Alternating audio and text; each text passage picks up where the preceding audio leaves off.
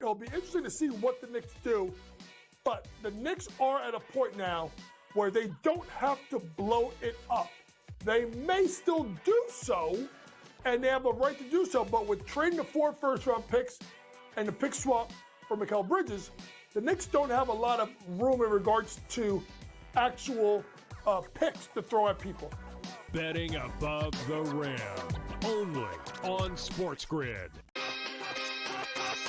Plenty of takeaways from Yankees-Dodgers where LA sent a message on Saturday, and the only way the Yankees could salvage it was somehow beating Yamamoto, and they did.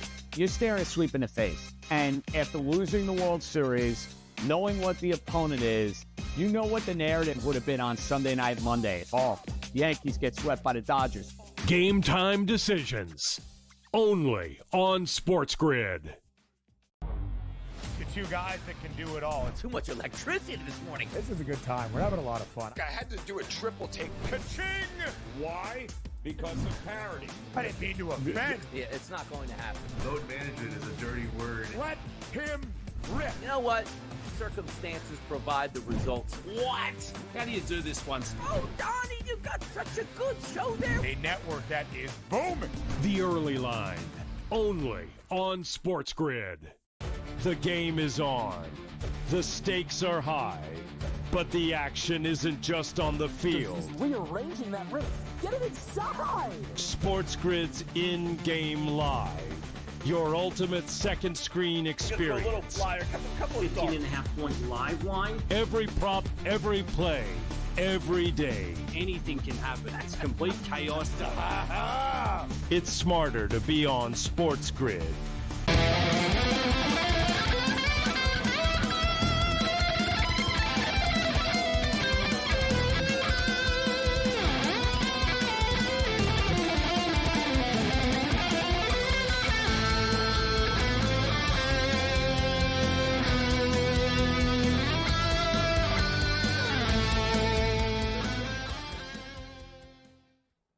Let's roll. This is SportsRage. I am Gabriel Morency, the Prince, the players, the hustlers, the people that busted them, and everybody else in between. Let's do this thing.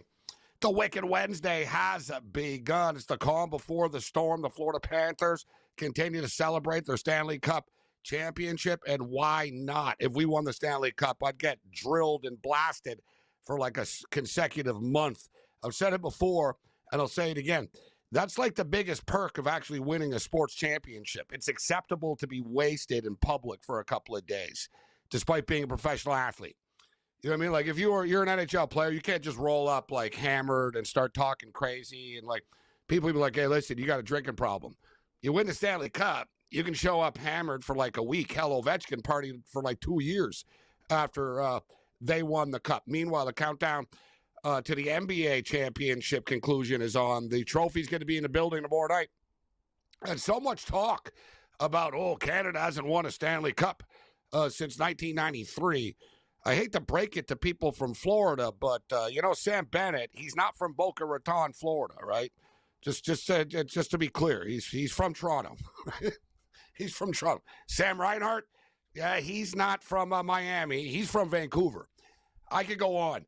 But the fact of the matter is, SGA, of course, Canadian wins the MVP, and looks like he's about to win the NBA championship as well, joining rarefied air.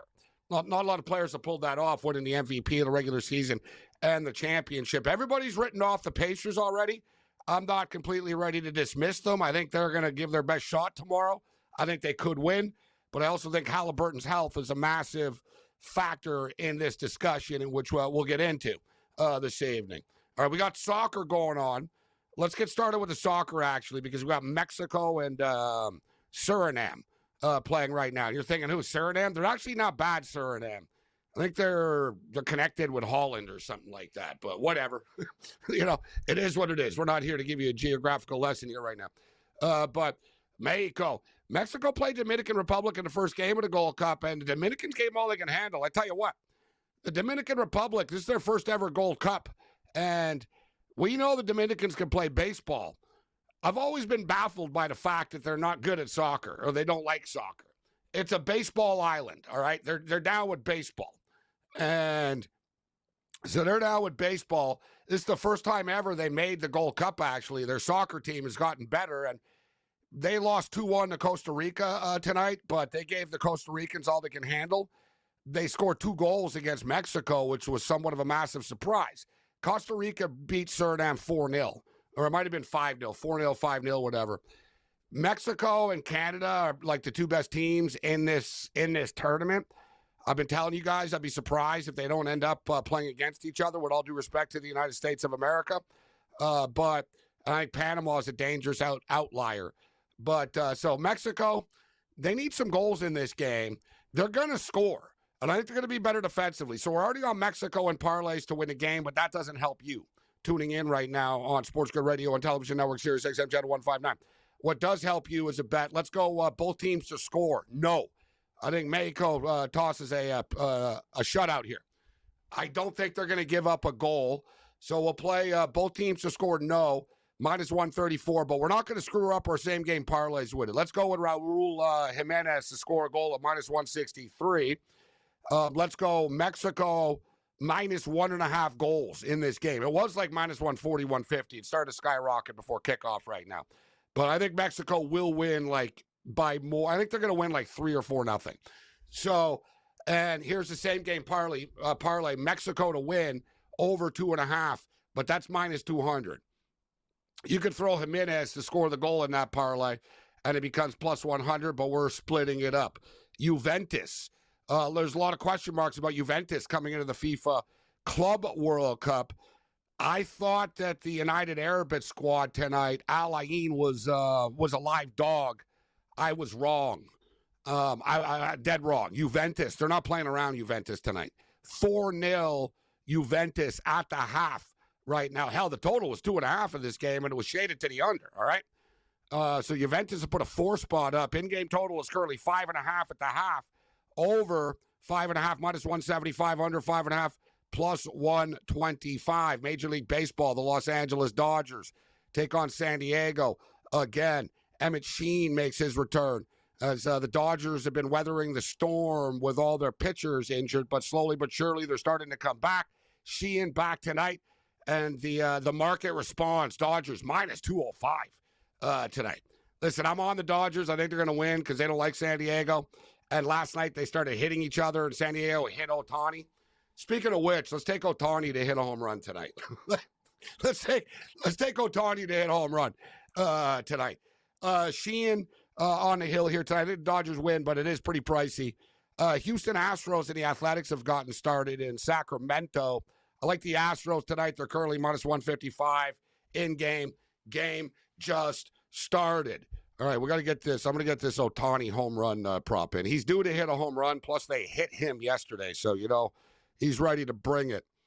And speaking of Ohtani, actually, if we can, we don't normally do the best of X this early in the show. But speaking of the Dodgers and the Lakers, the Los Angeles Dodgers, I've been telling people this forever. The Dodgers are bigger than the Lakers, and people are like, no, they're not Lakers. No, I'm like, trust me, they are.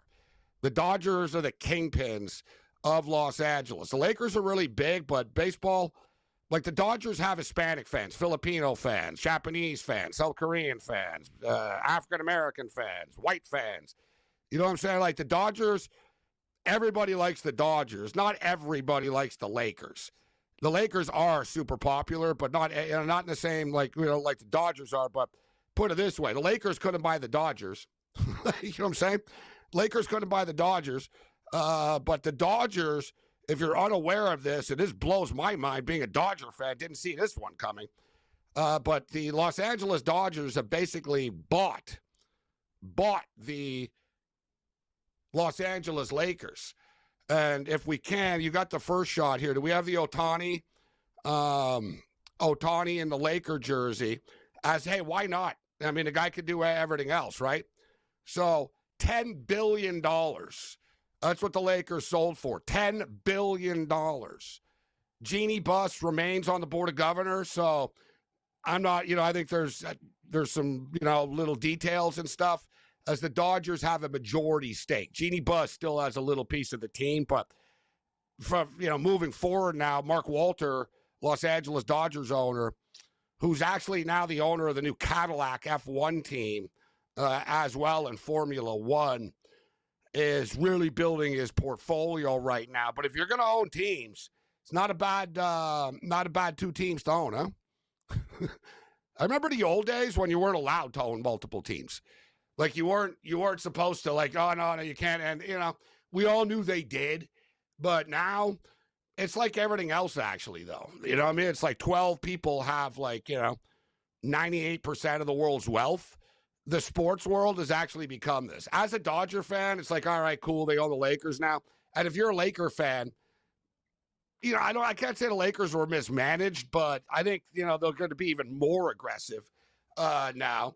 But in the bigger picture, it's actually pretty alarming. Like, as somebody that watches as much soccer as I do, like every one of these European teams is owned by like an NFL owner, a Major League Baseball owner, right? John Henry owns the Boston Red Sox. Does he even really care about winning with the Boston Red Sox, or does he care about buying more soccer teams with the Boston Red Sox money?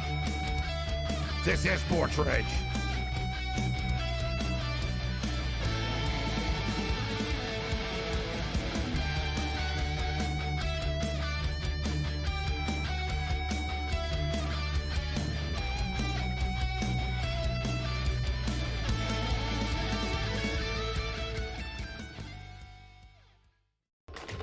Enter into the magical world of McLuck.com, where even the smallest of spins can win real cash prizes.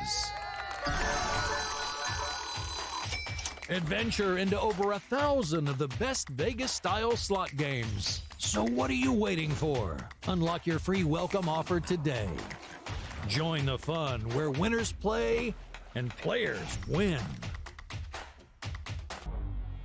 Two guys that can do it all. Too much electricity this morning. This is a good time. We're having a lot of fun. I had to do a triple take. Ka-ching! Why?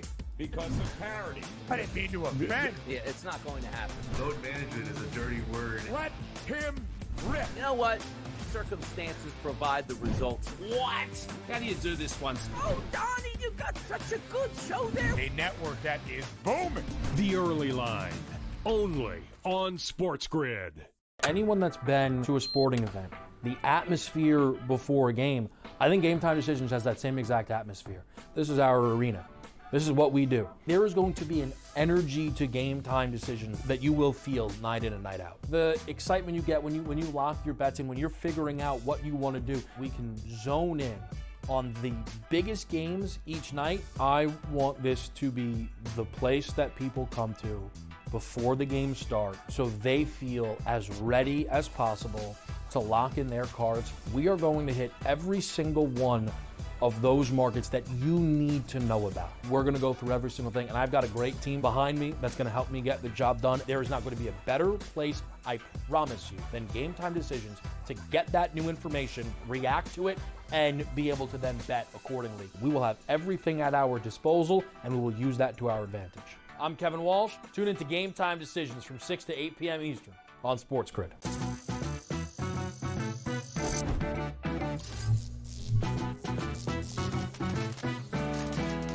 Did you know sportsbooks tend to draw up tighter bet lines for events that get even more bettors, like championship games or major matchups? My tip? Try betting on less popular sports. You might have a better shot at beating those odds. Now, go get lucky. See you in Las Vegas. Let's get lucky.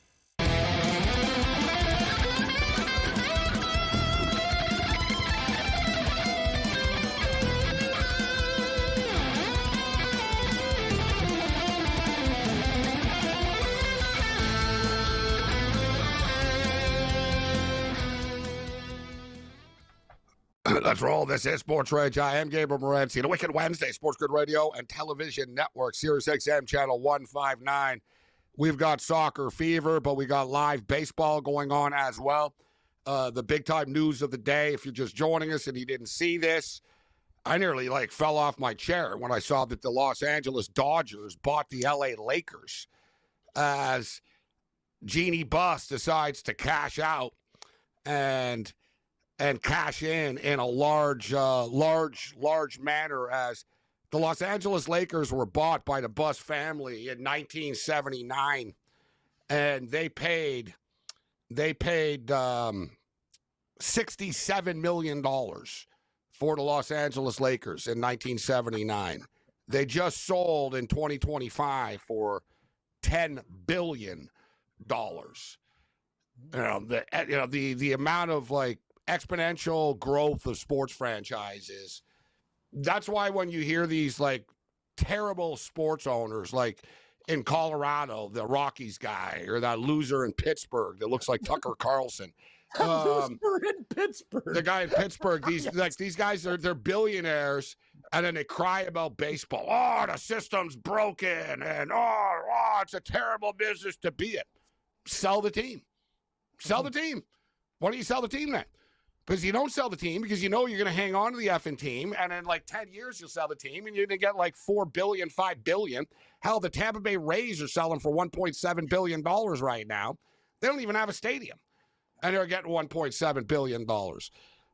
But man, $10 billion for the Los Angeles Lakers makes you wonder what, like, you know, it doesn't get much bigger than the Lakers, but there are bigger franchises than the Lakers just due to like baseball sells more tickets, etc.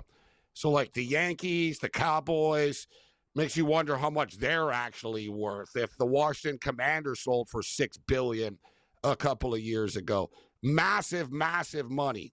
All right. So speaking of money, when you talk money, you think golf and greedy golfers. It's never enough. Greedy golfers.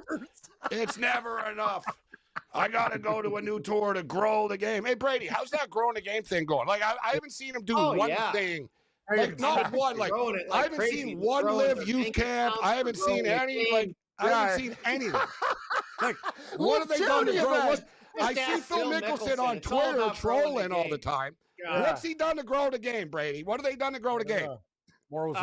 Make us more aware of these guys that are has-beens that went to this game to get a little retirement nest egg.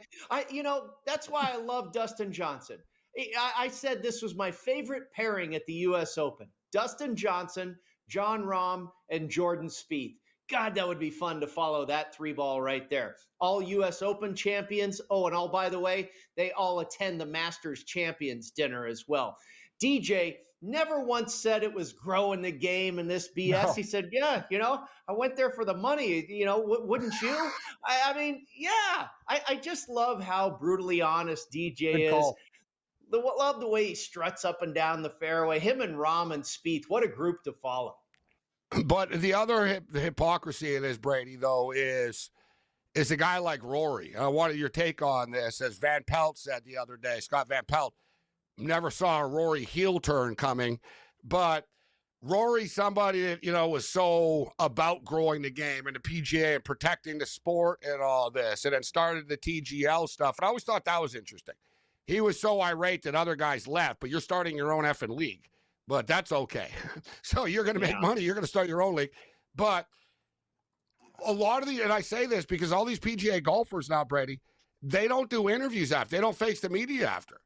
And like Rory said the other day, I don't owe you guys anything. And, I can't wait to be done and go back home. And I'm done with all of this stuff and I'm done with you people. And we're seeing a common pattern with these PGA guys, Brady, that aren't facing the media if they don't play well. And that's not growing the game either. It's kind of like I said, it's hard to like these guys. And it's having a negative effect. Like people in the media are turning on them now. Like, you know what I mean? Like, you don't want SportsCenter talking about how Rory's being a jerk to the media for 10 minutes. You're trying to sell the sport, and it just sort of leans into the casual sport fan of, you know what? All these golfers are just jerks, and they're just greedy. Like, it's not. It doesn't help sell the sport. Yeah, absolutely. And you're right. It really hits home with the casual fan. These rich prima donnas, they do, this and that and the other. We're more on the inside. And we know a little bit more about what's going on. Colin Morikawa was a little bit of a shock to not speak with the media after he didn't really blow the lead at Bay Hill. Russell Henley kind of went and won that thing, but you can take it either way. And he was upset and he didn't talk. And that's, I don't know if it's a maturity thing, a growth thing, because Morikawa makes himself very available. Golfers are a lot like hockey players, Gabe. Traditionally, they're always extremely available to the media, but now Rory's become that level of guy. And there was also, he had a he had some, he was pissed a little bit because there was that leakage about the driver not conforming at the PGA Championship. And he was like, you know what, you guys kind of screwed me. I'm going to screw you. And this soap opera with Rory that has seemed to surround him for the last, really kind of ever since LIV came about. He became the torchbearer for the PGA Tour. He dealt with all that pressure. It was nice to see him win the Masters and win the career Grand Slam and kind of be able to break through and do what we love to watch him do, play golf and be extremely good at it and get away from the soap opera stuff. And now we kind of went through that again. Now it feels like maybe we're past it again. But I really think, Gabe, maybe this new commissioner for the PGA will help. Maybe Donald Trump will help. I don't know. But we need to combine these tours. We need to get everybody to coexist again. And maybe that will eliminate some of the issues that we have. One guy, and I don't know him well, but speaking of the Dodgers, J.J. Spawn is a Dodger fan. And as we stated, hell of a way to win a major tournament with a classic putt like that in the pouring rain. I got to tell you, like that was some like Happy Gilmore stuff. No doubt. It was amazing. Yeah. I thought the lightning was going to come down. I couldn't help but think, because I even heard people, they got to stop this. They got to stop this. Yeah. But he just drills it.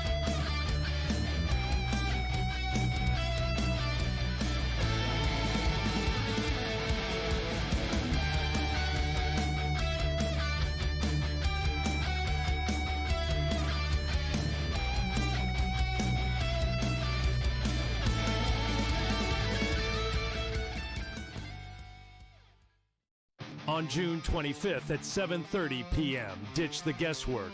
Ben Stevens, Kevin Walsh, James Young, and Tom Vecchio have your NBA draft betting coverage pick by pick, bet by bet, all night long. We got all the insights and expert analysis because betting blind isn't a strategy. Coverage starts at 7:30 p.m. on June 25th, only on SportsGrid. The Minnesota Vikings, J.J. McCarthy, who had such a good training camp last year, and it looked like he was pretty good, I believe, in the preseason, if I'm not mistaken, ended up going down for the full year. The Vikings are still obviously committed to him. They knew that McCarthy was going to be available at some point in June. And McCarthy actually went on record last week. They confirmed 2 weeks ago he was cleared medically. He did work last week. And he's going to be their starter. Newswire, only on SportsGrid. I'm with you in that you're going to have to take calculated risks. And that's what Leon Rose has been about since he's been here. And he's been measured. He hasn't been gung-ho in terms of mortgaging this franchise's future for immediate gains. They have had a prudent approach, and you're going to have to roll the dice in certain respects to get to that top level. And you're right, Donnie, when you look at next season, all things considered, you hope that they're healthy, and if they roll over, say, 85 to 90% of this roster, this is a top 3 team in the East. With Boston coming down, Milwaukee's going to come down, and so you have to figure it's going to be Indiana, the Knicks, the Cleveland Cavaliers in some sort of order in the preseason rankings. And so where they go from here, Jason Kidd is obviously the hot name right now. Things that both sides are interested from what we've heard in terms of Kidd and the New York Knicks. Is he that championship caliber coach to take the Knicks there? The Early Line, only on SportsGrid.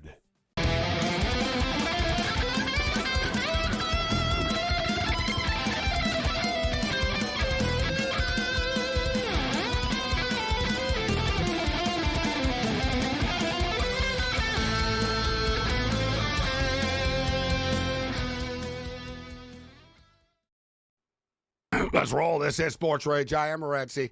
So we got a 0-0 draw still here in the Mexico game. In the Gold Cup, Juventus, it exploded out of the gate, put up 4 early goals. Now, just a dominant performance in the first half. In fact, this has been the most dominant performance in the tournament so far. But this FIFA World Cup, tournament has been very entertaining, actually. Some very, very good games today. And Friday, we got a really, really cool slate. Tomorrow we got that FC Porto and Inter Miami game tomorrow night. That'll be interesting. But Friday slate is really intriguing. So we got the Travelers coming off the U.S. Open. Before we get to that, I saw this video tonight, and you see a lot of stuff on golf courses, and people do stupid things. And I've carved up golf courses before, but not deliberately. Just with my bad shooting, divots here, chunk there.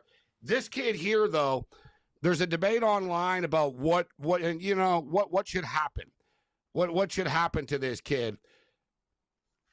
And there's, I would almost go on the verge of arrest, but I would ban his ass for life. Look at this kid here. Oh! He misses the putt. Oh, man.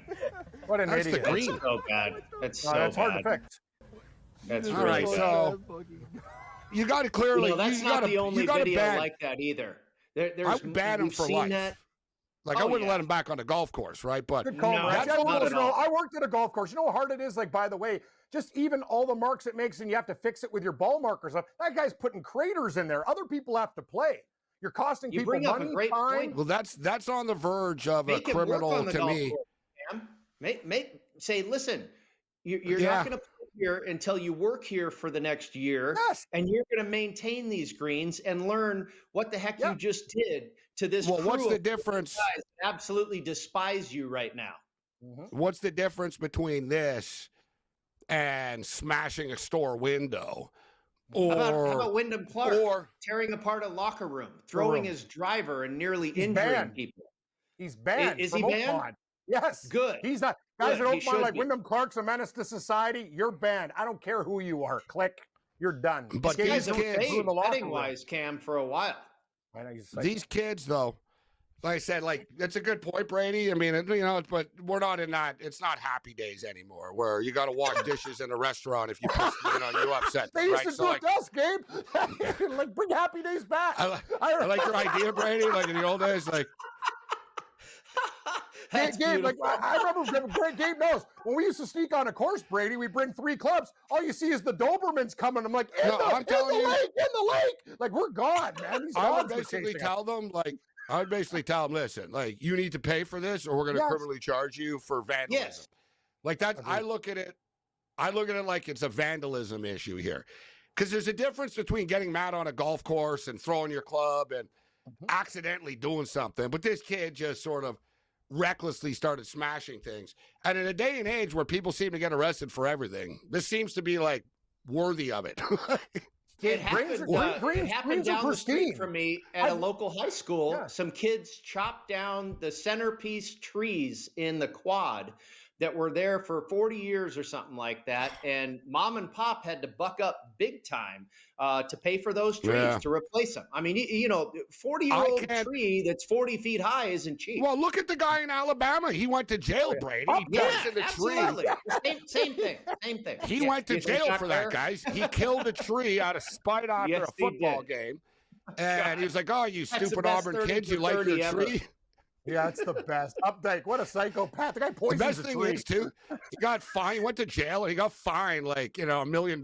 He never paid a cent. Eh? Like, No. he was like over my dead body and he knew he was dying. He was like an old dude. So he's like, but I can't plead like total sainthood on this, but I was a kid, so it was a different. But I You live wouldn't near do that. I live near the Beacon Fields golf course in Montreal. It's a nice course. They had like an LPGA tour event there when I was a kid with Jan Stevenson. It's a pretty nice course. And I didn't really like golf when I was a kid, but me and my friends used to play football on the golf course. Like we'd climb the fence. Yeah. And like but they called the cops too, Ken. They were mad, man. course Like they they were were. like, dude, you ruined we were playing tackle football and we liked it because yeah. it was perfect grass. Like, boom. Oh, It beautiful was so grass. nice. Yeah. You know, Beaconsfield Gabe is a top 50 course in Canada. Actually, I used to work with a guy who did the rankings, Brady. They rank all the courses, and like Beaconsfield in Montreal is like a top 25 course in Canada. Beautiful. Wow. I used to go steal the balls from the pond and all that,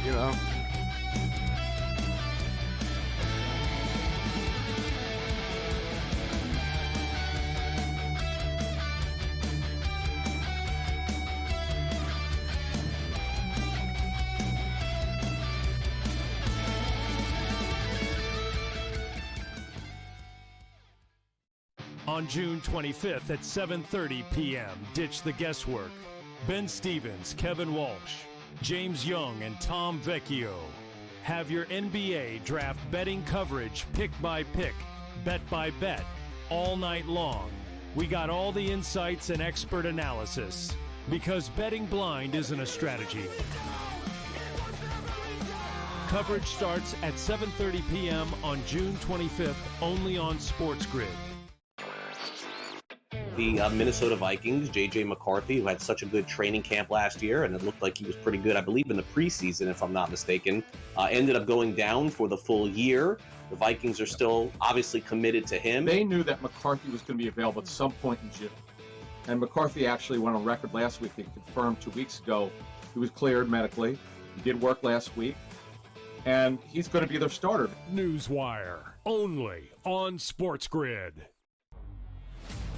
I'm with you in that you're going to have to take calculated risks. And that's what Leon Rose has been about since he's been here. And he's been measured. He hasn't been gung-ho in terms of mortgaging this franchise's future for immediate gains. They have had a prudent approach, and you're going to have to roll the dice in certain respects to get to that top level. And you're right, Donnie, when you look at next season, all things considered, you hope that they're healthy, and if they roll over, say, 85 to 90% of this roster, this is a top 3 team in the East. With Boston coming down, Milwaukee is going to come down, and so you have to figure it's going to be Indiana, the Knicks, the Cleveland Cavaliers in some sort of order in the preseason rankings.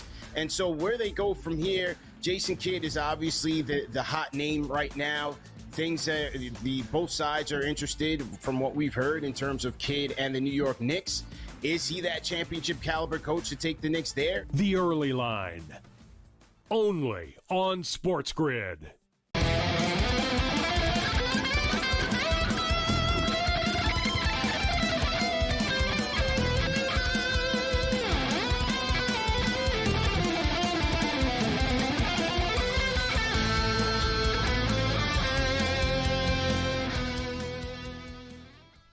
This is SportsRage. I am Morency. So, as we were saying, we've all, I played football on a golf course, and I used to steal their golf balls all the time.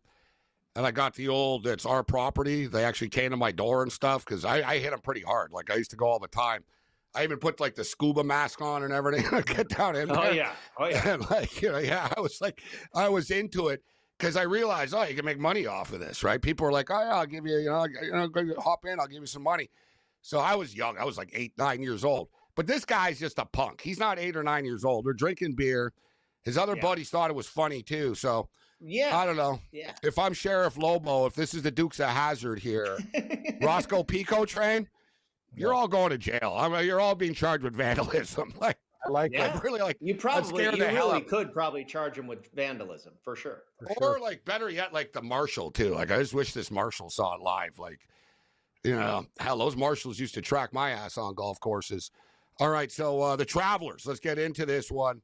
Coming off the U.S. Open, this is a pretty prestigious event, big-name players playing in this event. I never understand the PGA Tour schedule and the method to their madness, but Scottie Scheffler's the favorite.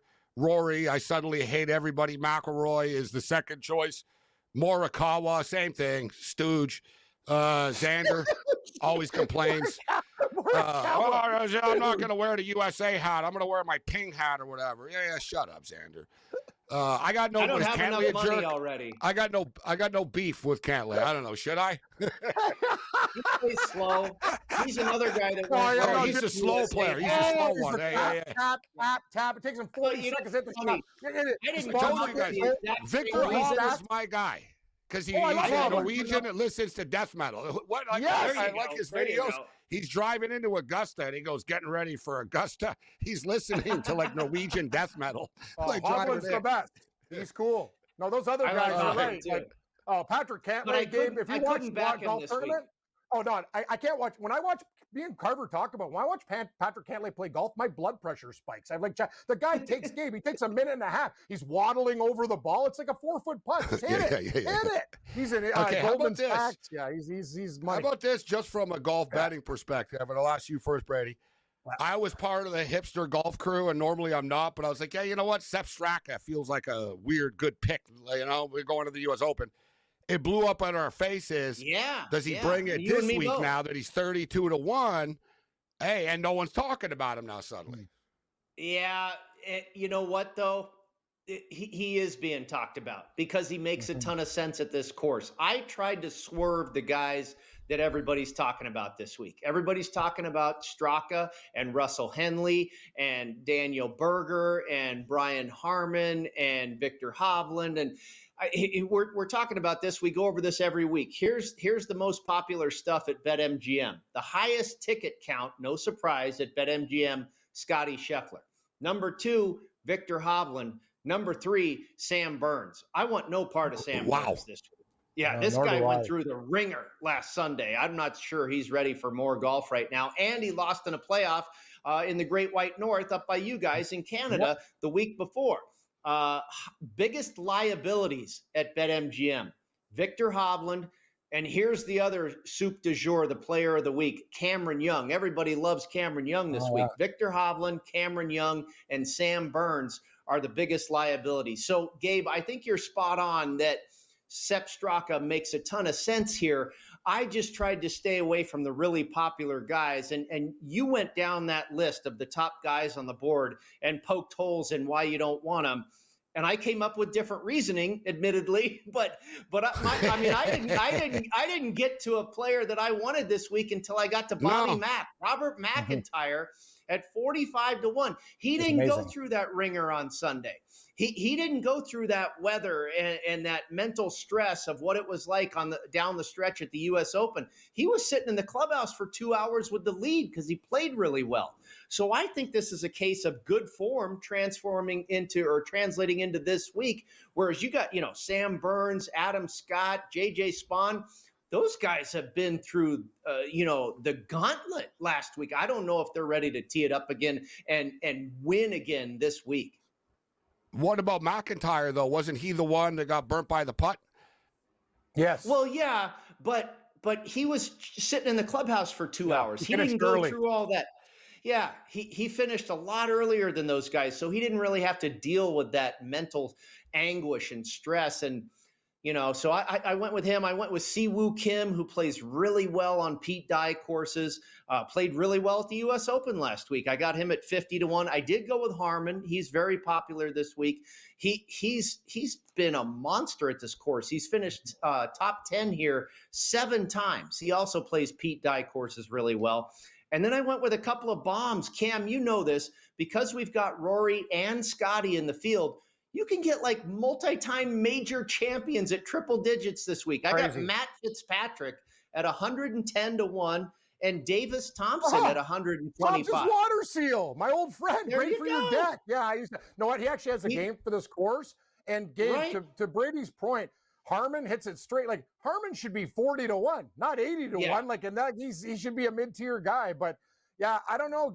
I don't know how Spawn and some of those guys are going to react after the brutalness of Oakmont. But Spawn's one of those guys, Brady. He might just ride momentum. It could go one way or go the other way. Like I think Burns wants to get out of Dodge. He could shoot 76, 70. Get me the hell out of here. I'll go back to Louisiana, have a couple pops. Because like he's gone through the grinder the last 2 weeks. But a guy like Spawn is hot. We have to talk about, people are always talking, you guys bring it up, those guys from Texas when they're playing in Texas or this California, and he played in San Diego State, etc. But a guy that's from New England, and it has won in this neck of the woods before, Keegan Bradley, 35-1. Yeah. Keegan Bradley, 35-1. And one here before, actually from Vermont. What are your thoughts on Keegan Bradley this week, Brady? Yeah, I like Bradley. I think I would prefer him, and I'm on Brian Harmon. Out of those, 8 guys or so that are 8 to 10 guys that are really popular this week, I don't want Henley. I don't want Hovland. I don't want Daniel Berger. I feel like those are just stock answers. And even Ludwig missed the cut. What about Ludwig? We skipped over him. You don't want him either. Like you said, there's a lot of players. It feels like there's not a good reason to bet on them. Yeah. He's still kind of in a rut, I mean, he hasn't really shown us a lot since he won at Torrey Pines back in February.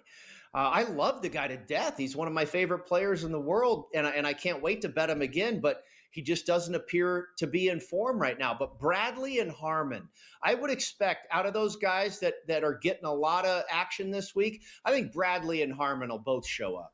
Bradley's really shown up all year. This Ryder Cup captaincy thing has him motivated. He's going to make his own team. And you are right. Henley and Daniel Berger seem to be a lot of the sort of DFS math analytical guys, Brady. All seem to be coming back to Henley and Berger a lot here this week, don't they? And they make sense. But I just don't want to go down. It feels like a knee-jerk reaction. Oh, Henley finished top 10 this last week at the U.S. Open, so let's bang him this week at a course that makes a lot of sense. And I get that, but I liked him better last week. I was on him last week, and he played very, very well. I think this week's a little bit more wide open. I mean, it's a birdie fest. You know, I was on Tom Kim last year at 50-1, and he got all the way to a playoff and lost to Scheffler. You know, so I think you could end up with a similar scenario. Some guy that's 50, 80-1, and that's another bet we've talked about, guys. Gabe, you often bring this up. You know, will there be a playoff? Plus 350, plus 400? Like 6 out of the last 13 Travelers Championships have gone to a playoff. This might be the week to bet on the yes. Yeah. It's like the Canadian Open. Every year it's a playoff. That's like 48 pro. That's nearly 50%. And hell, I thought of you, Brady, with the U.S. Open. I was like, man, this looks like we could end up in a playoff here, like the way things were going. But he ends up hitting the putt. Wow, 6 of the last 13 have gone to a playoff at the Travelers in Connecticut. Brady Cannon.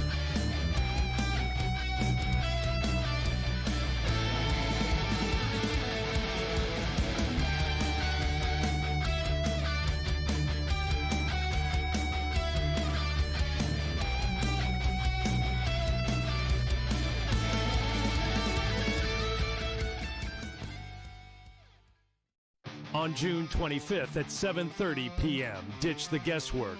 Ben Stevens, Kevin Walsh, James Young, and Tom Vecchio have your NBA draft betting coverage pick by pick, bet by bet, all night long.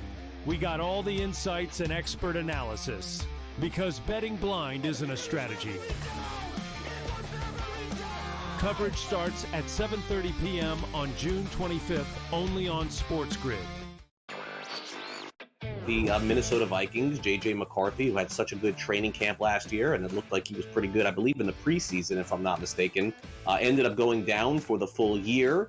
The Vikings are still obviously committed to him. They knew that McCarthy was going to be available at some point in June. And McCarthy actually went on record last week. They confirmed 2 weeks ago he was cleared medically. He did work last week. And he's going to be their starter. Newswire, only on SportsGrid. I'm with you in that you're going to have to take calculated risks. And that's what Leon Rose has been about since he's been here. And he's been measured. He hasn't been gung-ho in terms of mortgaging this franchise's future for immediate gains. They have had a prudent approach, and you're going to have to roll the dice in certain respects to get to that top level. And you're right, Donnie, when you look at next season, all things considered, you hope that they're healthy, and if they roll over, say, 85 to 90% of this roster, this is a top 3 team in the East. With Boston coming down, you know Milwaukee's going to come down, and so you have to figure it's going to be Indiana, the Knicks, the Cleveland Cavaliers in some sort of order in the preseason rankings. And so where they go from here, Jason Kidd is obviously the hot name right now. Both sides are interested from what we've heard in terms of Kidd and the New York Knicks. Is he that championship caliber coach to take the Knicks there? The Early Line, only on SportsGrid.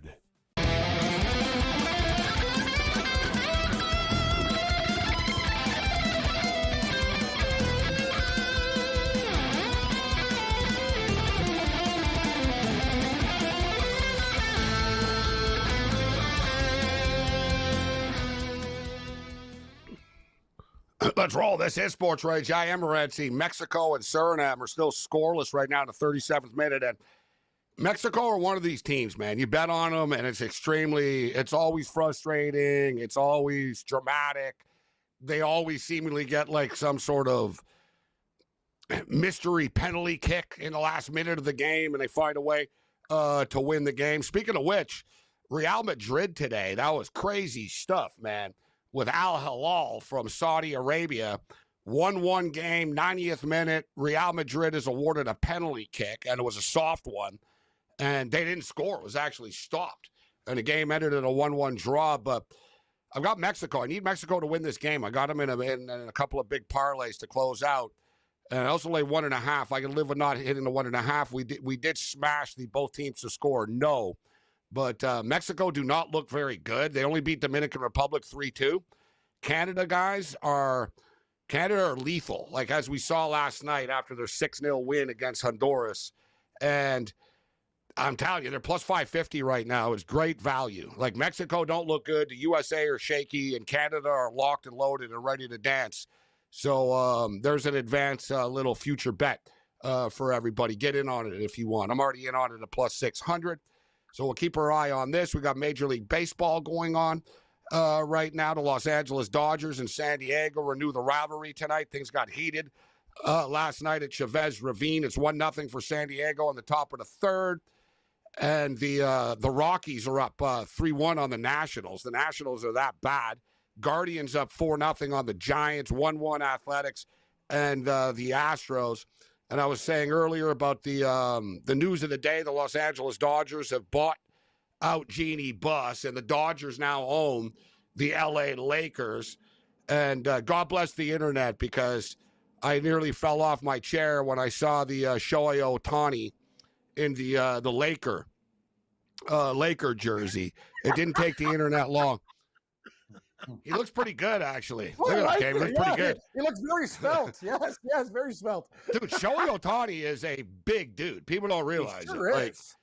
Like Ohtani is built like an NFL player. Like the guy is big, right? Like I don't think he plays basketball though. He's like, what is Ohtani? He's like 6'5", 240 type thing. He's a big dude. He's built just like Donald Trump. Donald Trump says he's 6'3", 240. They're identical. You look at their bodies, the same thing. It's like me. I'm built the identical way as that Joey Sowell guy, the weightlifting guy. We look just the same body. Paul Bovey in the house with us. You ever seen that guy's videos, Paul? You're on the internet a lot. You seen that guy? You know the rip guy that rips the gym culture? Yeah. He's like, I'm surprised you haven't chirped at him. He's too big for you to chirp. I saw you going at with Big Man. I wanted to bring that up last week. We didn't get into that. Big Man on campus tweeting out, I'm the best college football capper in America, and everybody knows it. I saw you respond. I was 47 and 23, and I had a bad year. You said something. I know I'm getting under his skin, and I actually like it. Okay. Yeah. So, I'm surprised. If you're going to make comments, I'm the best college football capper, you're going to have to be open for attack. It's a pretty simple concept here, right? Yeah. Paul? I mean, come on. He says, "Oh, it's you're not me." Look, he's a guy. Stop! You're not me. Oh, who says these things? He's trolling people when he does it. But yeah, that's so crazy. though. You're not me. He puts the work in. I'm not going to deny he puts the work in. I give him that. But he's a professional agitator. Yeah, that's what he does. He's a professional. He goes into these rants, so I once in a while I just needle him a little bit and just one shot and just leave. That's it. I can't wait for college football, actually. So I saw that. I got a laugh out of it, but I'm fired up. I got a lot of college football win totals I'm already starting to get locked and loaded into. The Stanley Cup is done, Paul, but the NBA Finals are not. The question is, do we have one or two more games left in the NBA playoffs? It seems like people sort of, people get influenced by things, right?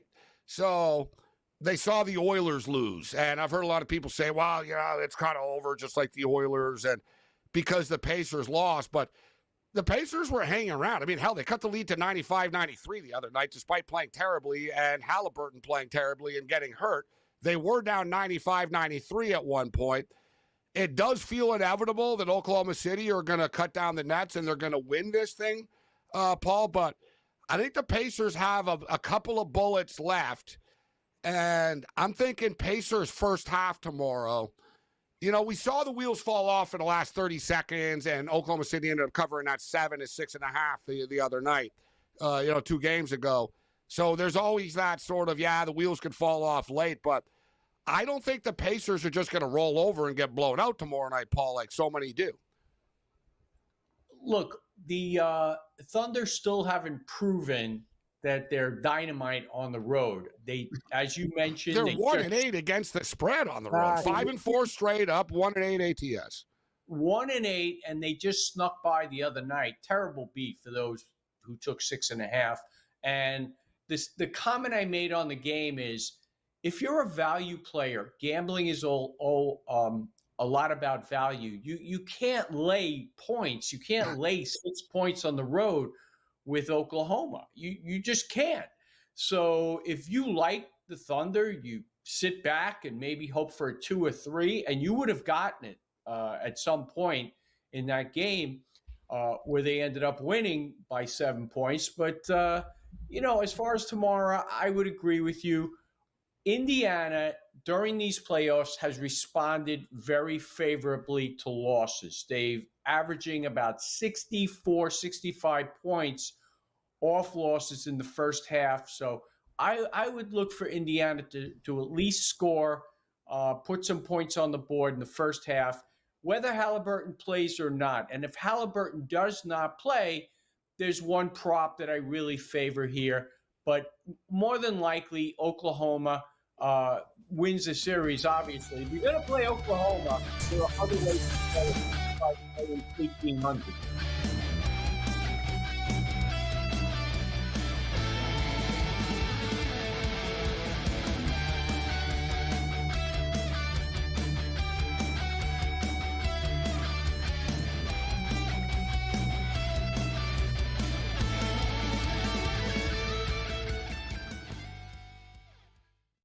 On June 25th at 7:30 p.m., ditch the guesswork. Ben Stevens, Kevin Walsh, James Young, and Tom Vecchio have your NBA draft betting coverage pick by pick, bet by bet, all night long. We got all the insights and expert analysis, because betting blind isn't a strategy. Coverage starts at 7:30 p.m. on June 25th, only on SportsGrid. The Minnesota Vikings, J.J. McCarthy, who had such a good training camp last year, and it looked like he was pretty good, I believe, in the preseason, if I'm not mistaken, ended up going down for the full year. The Vikings are still obviously committed to him. They knew that McCarthy was going to be available at some point in June. And McCarthy actually went on record last week. He confirmed 2 weeks ago he was cleared medically. He did work last week. And he's going to be their starter. Newswire, only on SportsGrid.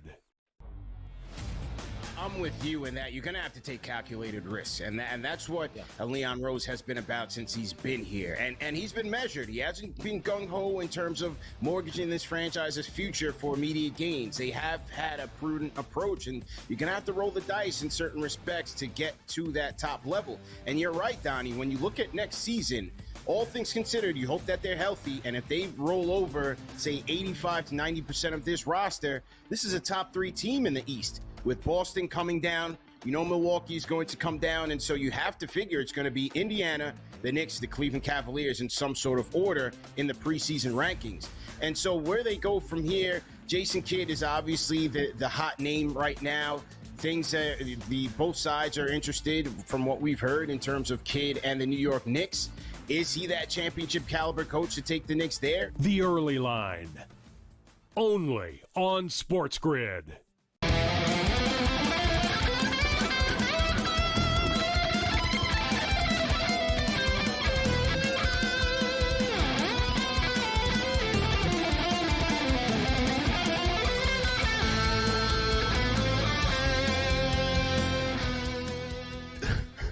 This is SportsRage. I am Gabriel Morency. Pimps the players, the hustlers, the people that bust them. Everybody else in between. Quickest 120 minutes in sports talk and television. So, we're talking about the NBA Finals. And so you go into this. I thought we were What's talking that, Paul? I thought we were talking about the Pillsbury Doughboy, weren't we? No, talking NBA Finals. NBA Finals, Paul. NBA Finals. So, speaking of the props, so with Halliburton, listen, Halliburton's sort of all or nothing. I mean, the guy hits some big threes late in games, but he doesn't rack up big numbers. And I think it's funny. I think it's funny the superstar stuff with Halliburton. When he's not a superstar. He's not even the best player on their team. You know what I mean? Like, you're not a superstar in the NBA if you score like 17 points a game, people. I hate to break it to you, but I don't, you hit a couple of big shots late in the game, but he's been inconsistent. I just wonder, what are we going to get from him? Are you leaning more with he's going to be productive or non-productive tomorrow? I think he's going to dig down deep, and he's got one left in him here. He's just an unreliable guy. I can't play him. There's been a lot of unreliability in this series. Look, Miles Turner, solid. Very scattered. Yes, it's very scattered. Very scattered. A lot of ups and downs. Miles Turner, 5 of 22 from beyond the arc. Chet Holmgren, I think he's like 2 of 14 or 3 of 14. Yeah, but those Hartenstein under 6.5 keep cashing, Paul. I've been doing it. Now that they're starting, they're not even starting them. Like, we hit it again the other night. Yeah, well, he just went over the other night on points, rebounds, assists. He started out hot, and he ended up at 16. As far as Hartenstein, look, I had him in the first game. I lost, played him a couple other times. I won. But he's on the cusp, so I'm going to stay away from him. But when it comes to a prop, I do favor Mathurin. And this is one where it's really more rock solid if Halliburton does not play, because if you fall back on 5 games that he was out in March, Mathurin was 20-plus 3 times, 30-plus once, and in the other game, he scored only 5 on 2 of 9, but Carlisle pulled everybody after the first half. They were down by 21 and had Milwaukee coming up. So you're handicapping shots here, and you're going to get a quantity of shots from Mathurin if Halliburton does not play or he's got limited minutes. And, that's the direction I'm going to go in terms of props. I also will look at Miles Turner.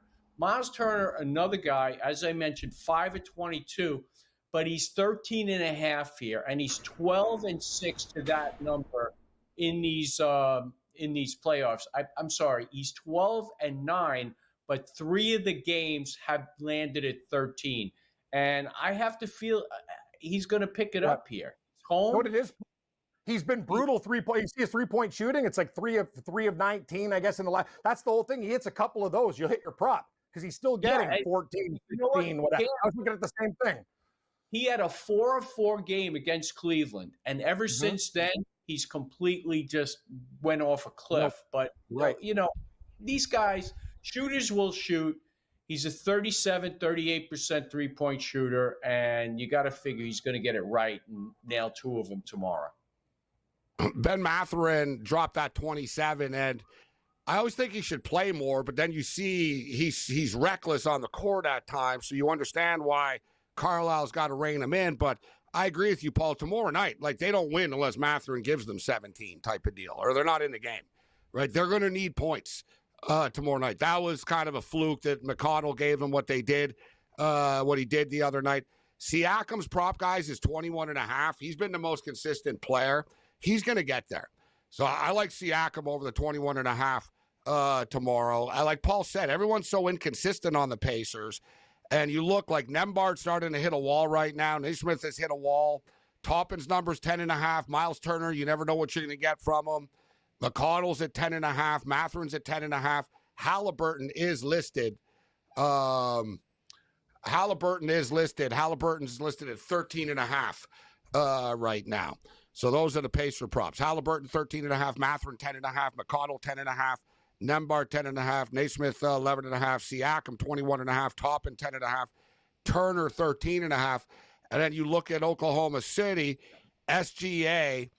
This guy, guys, he's up with Jordan and Kobe now with 30-point games in the playoffs. Pretty crazy.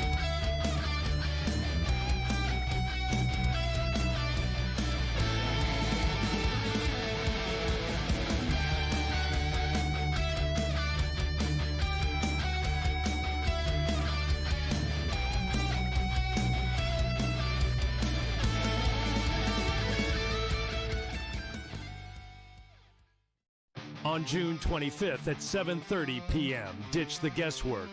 Ben Stevens, Kevin Walsh, James Young, and Tom Vecchio have your NBA draft betting coverage pick by pick, bet by bet, all night long.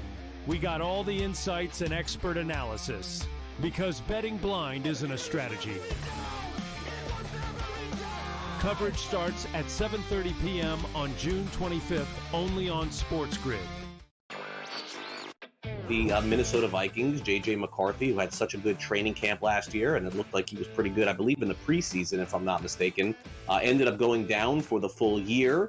The Vikings are still obviously committed to him. They knew that McCarthy was going to be available at some point in June. And McCarthy actually went on record last week and confirmed 2 weeks ago he was cleared medically. He did work last week. And he's going to be their starter. Newswire, only on SportsGrid.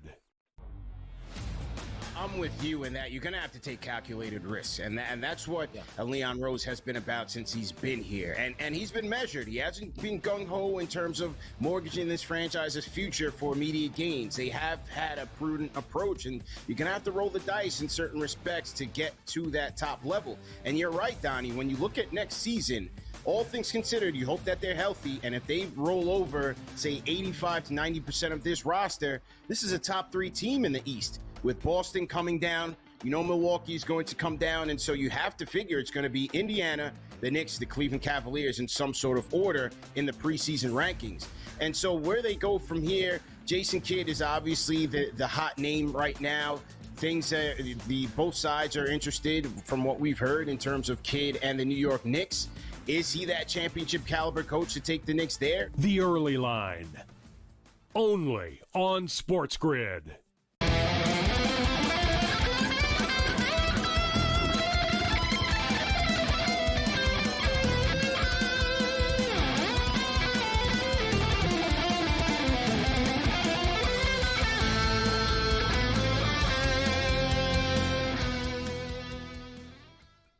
All right, we're in a level 2. This is SportsRage. I am Gabriel Morency, SportsGrid Radio and Television Network, Sirius XM, Channel 159.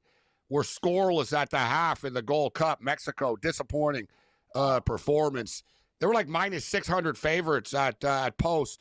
They're minus 200 right now at the half against a country that a lot of people have never heard of, Suriname. So you would expect more from Mexico. I got to get the win here. They'll probably squeeze it out 1-0 or something like that. I was hoping it would be a little bit higher scoring. You never know in soccer if things will open up, but they're not that good. I mean, they're okay only Mexico right now, but they're far from dominant. Like I said, Canada won 6-0 last night. Definitely worth a look at plus 550 to win the Gold Cup. All right, we're talking about the NBA Finals, looking at the props tomorrow night in Indianapolis. One more game in Indianapolis, no matter what happens. Thunder are now 6.5-point favorites. Total's 222. Paul, you brought it up earlier. You thought the Pacers are going to score some points in this game. They need to push the pace. They can't win in a half-court setting against Oklahoma City. Total 222. What do you think about the number? I think we can get there.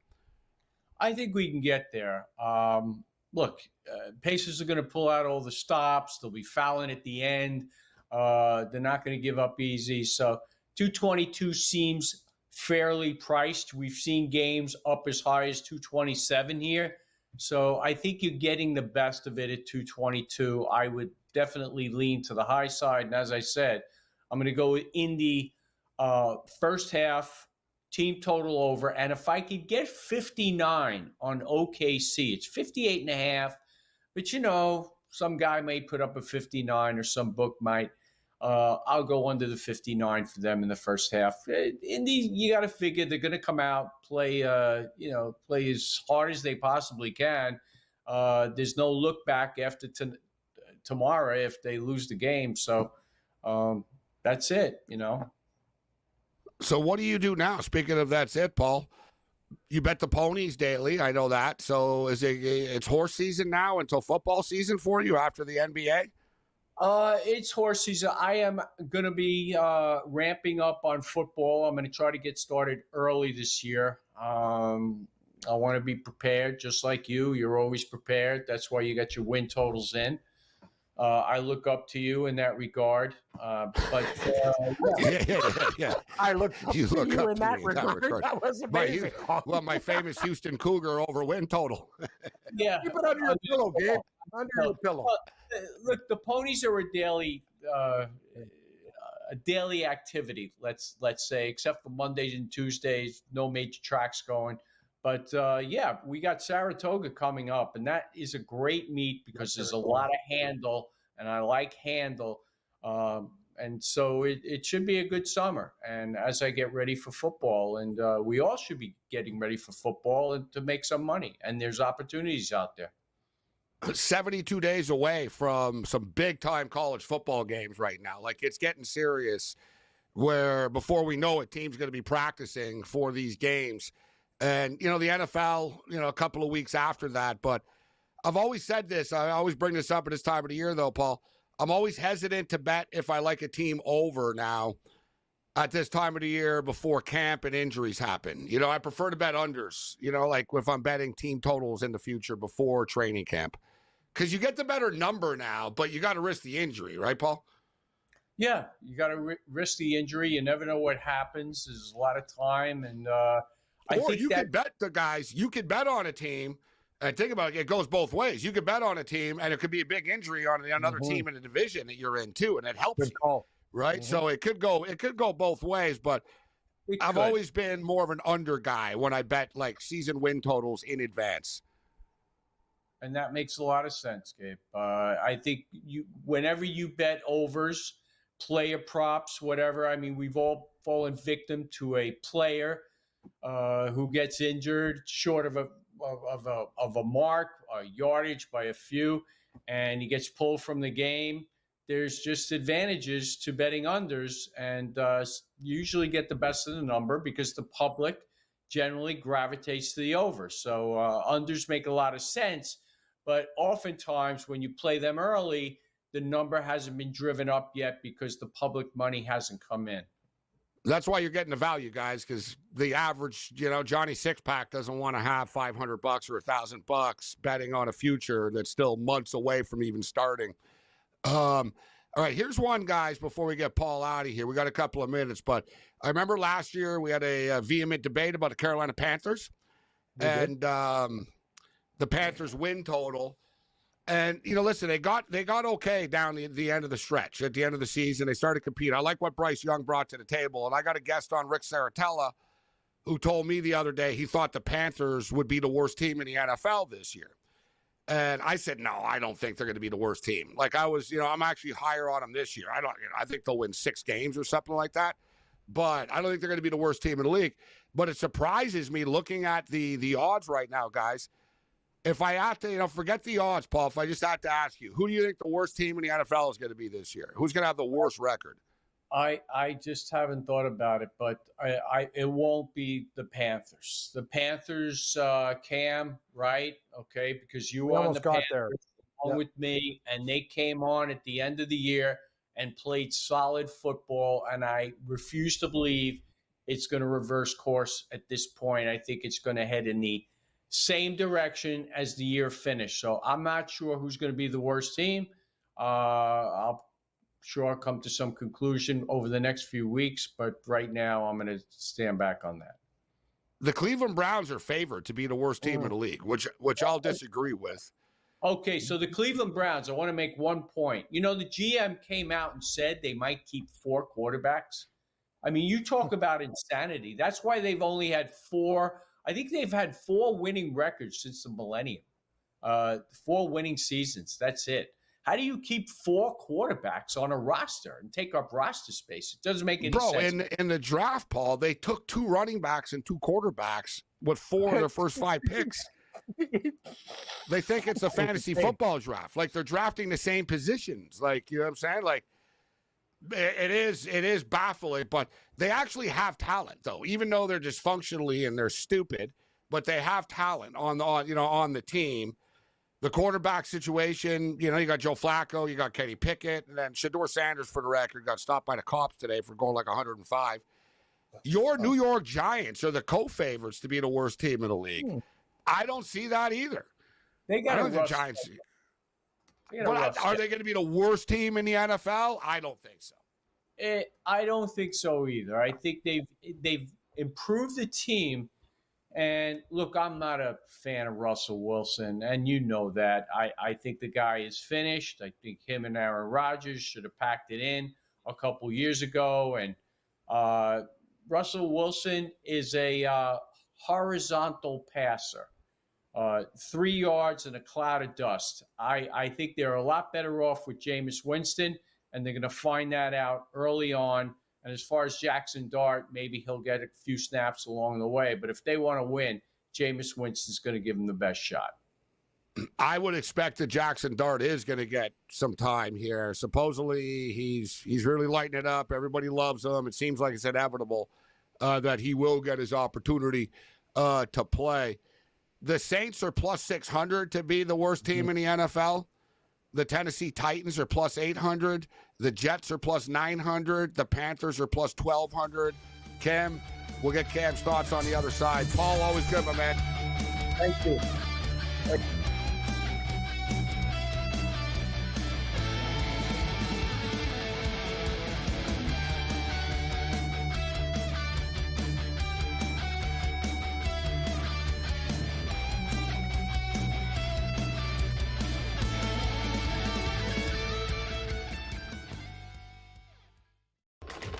Enter into the magical world of McLuck.com, where even the smallest of spins can win real cash prizes. Adventure into over 1,000 of the best Vegas-style slot games. So what are you waiting for? Unlock your free welcome offer today. Join the fun where winners play and players win. Two guys that can do it all. Too much electricity this morning. This is a good time. We're having a lot of fun. I had to do a triple take. Ka-ching! Why? Because of parity. I didn't mean to offend. Yeah, it's not going to happen. Load management is a dirty word. Let him rip. You know what? Circumstances provide the results. What? How do you do this once? Oh, Donnie, you got such a good show there. A network that is booming. The Early Line, only on SportsGrid. Anyone that's been to a sporting event, the atmosphere before a game, I think Game Time Decisions has that same exact atmosphere. This is our arena. This is what we do. There is going to be an energy to Game Time Decisions that you will feel night in and night out. The excitement you get when you lock your bets in, when you're figuring out what you want to do, we can zone in on the biggest games each night. I want this to be the place that people come to before the games start so they feel as ready as possible to lock in their cards. We are going to hit every single one of those markets that you need to know about. We're going to go through every single thing, and I've got a great team behind me that's going to help me get the job done. There is not going to be a better place, I promise you, than Game Time Decisions to get that new information, react to it, and be able to then bet accordingly. We will have everything at our disposal, and we will use that to our advantage. I'm Kevin Walsh. Tune into Game Time Decisions from 6 to 8 p.m. Eastern on SportsGrid.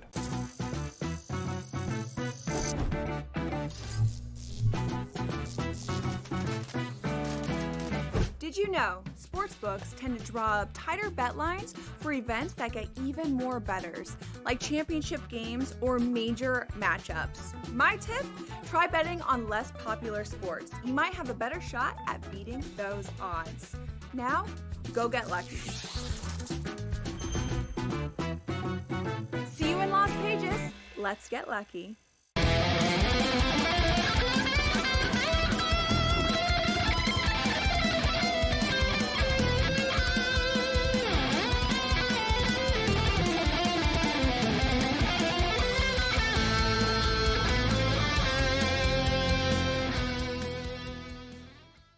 This is SportsRage. Level 2 continues. SportsGrid Radio and Television Network. SportsGrid.com. SportsGrid / where to watch. You can watch on many different platforms, apps, TV networks, and everything else in between. So we hope you're enjoying the show wherever you may be joining us. Mexico and Suriname here, still scoreless in the 49th minute. I did bet both teams to score no, but I thought that Mexico would be able to score. Not only are they not scoring, they're not even close to scoring. Like, the ball is just consistently in the middle of the field. Nothing's really happening in this game. The clock is ticking away. The Mexican fans are getting restless. I'm getting restless. There's still a lot of time left. We're going into the 50th minute right now. But I'll tell you what, Mexico came into this the co-favorites with the United States. The odds makers got it extremely wrong. And as far as, like, the U.S. being a favorite right now, like the U.S., they don't know their players, and they're terrible right now. But Mexico have really been anticlimactic. 3-2 against the Dominican Republic is far than an impressive performance if you're Mexico. A win's a win, but now you're following it up. You know, it's like I said, Costa Rica beat these guys 4-5-0 the other day, right? And now you're struggling with this team, and Canada is next level right now. Canada, as I stated, coming into tonight, they were plus 550. They just pulled the odds because the games are going on. But Canada plus 550, guys, is a nice bet, I think. All right, Major League Baseball right now. Low-scoring game at Chavez Ravine, 1-0 San Diego over the Dodgers. Dodgers are minus 120, San Diego minus 110. In-game total 6.5. We're in the top of the fifth inning, 1-0. 2-1 Astros, bottom of the fourth. In-game total 8.5. And it now just moved to 7.5, Cam. Anytime you get a total low in this stadium, don't forget the Athletic bullpen is terrible. There's always late runs, like the fifth to the ninth. There's always a lot of runs in athletics games. So in-game total is 7.5 right now. I'm already on the Astros, so I'm not going to move on the total, but I'm thinking about it. Cincinnati Reds up 4-2 on the Twins. The Reds have been hot suddenly. They're up 4-2 on the Twins. They're in the bottom of the sixth, minus 650, money line plus 425. I guess that game was delayed by rain, and still is actually. Interesting, because they played a soccer game tonight in Cincinnati, and that was delayed by lightning or whatever, but they actually played the game, Cam, so I figured the Reds would have gotten going here too. But, yeah, they're stuck at 4-2 here. That's in a rain delay. The Guardians are up 4-2 on the San Francisco Giants in the middle of the sixth. And last night I jumped in on an in-game, 7.5, we hit it. I'm going to jump in now, Cam. Cleveland Guardians, San Francisco Giants. Under 9.5. It is minus 170, but I'm going to go under 9.5. It's 4-2, middle of the sixth right now. And take a look at Cleveland. We're in the sixth inning, and what does Cleveland have? One of the best middle reliefs and Clase as a closer. These guys have one of the better bullpens in the league. As for the Giants, I think against the Guardians, getting runs will be at a premium. I know you're on Houston, but Oakland's kind of been the Athletics have been kind of hanging in this game right now. Plus 1.5 is plus 116 on my FanDuel. You can maybe get a middle if Houston wins by one run. And the Dodgers are, what are they laying, Gabe? I see minus 115 right now against the Padres. They might be live. A lot of baseball left there.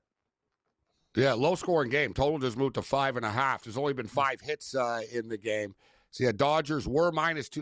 Dodgers were overpriced tonight, to be honest, but yeah, they were. They're kind of overpriced all the time. But tonight with Sheehan, minus 205 was steep. It was also because who was pitching for San Diego, the Kolak kid. So, but hey, baseball's strange. You got a five hitter going on combined right now, 1-0 for San Diego. So Mexico and Suriname still scoreless right now in this game. Tomorrow, and this has been great stuff, actually, the FIFA World Club Cup of Soccer, because it's going to get us through the summer, right? I mean, it's always, people always get disappointed after, there's no NFL and stuff. Listen, I'm a big CFL fan, so I go to the CFL games. I'm an MLS fan. I'm going to the MLS games.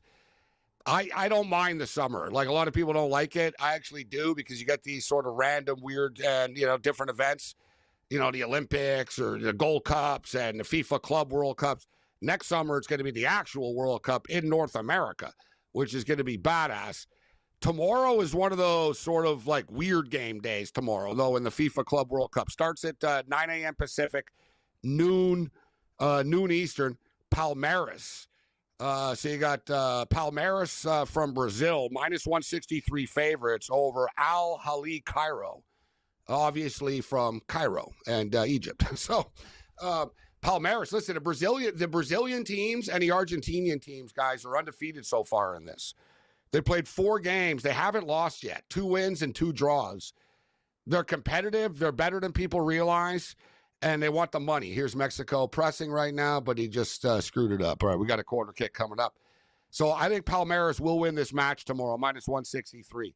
Tomorrow afternoon, this is a good one, Cam. I tell you, the cafes in Toronto and Montreal and Newark, New Jersey will be full of FC Porto fans against Inter Miami. Inter Miami against FC Porto is a weird, random matchup. Inter Miami are big underdogs, plus 333. FC Porto are minus 134. Nothing Inter Miami have shown us, like, against, they got drilled by the Whitecaps in the CONCACAF Cup. They struggled in their opening game in this game. They had a scoreless draw against Al Ahly Cairo. They're going to be in trouble against Porto. And, I think the odds makers are on to this. Porto are minus 134. Porto struggle to score goals, though, but FC Porto, Inter Miami, 3 o'clock. Inter Miami is plus 333, draws plus 290. FC Porto, minus 134. And it's kind of a big game for these teams because they both only got a point in the first game. The Seattle Sounders tomorrow. The Sounders, these poor bastards, really did get, like, the toughest group out of any of these MLS teams.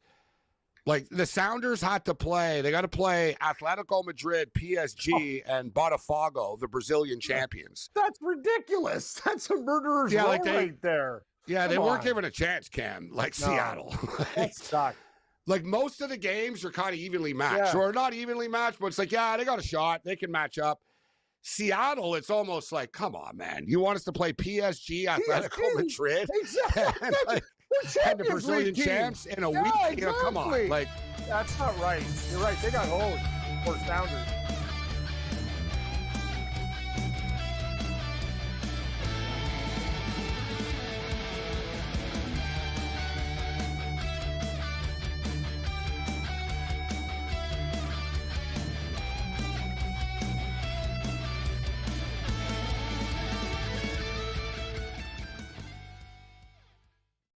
On June 25th at 7:30 p.m., ditch the guesswork.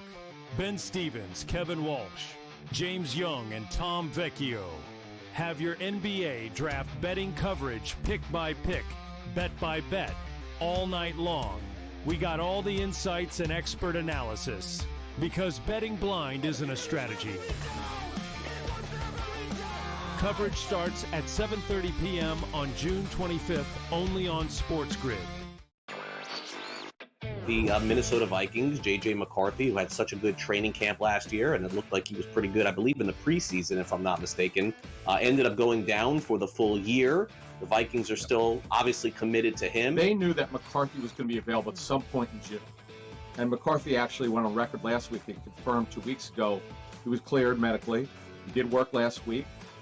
And he's going to be their starter. Newswire, only on SportsGrid.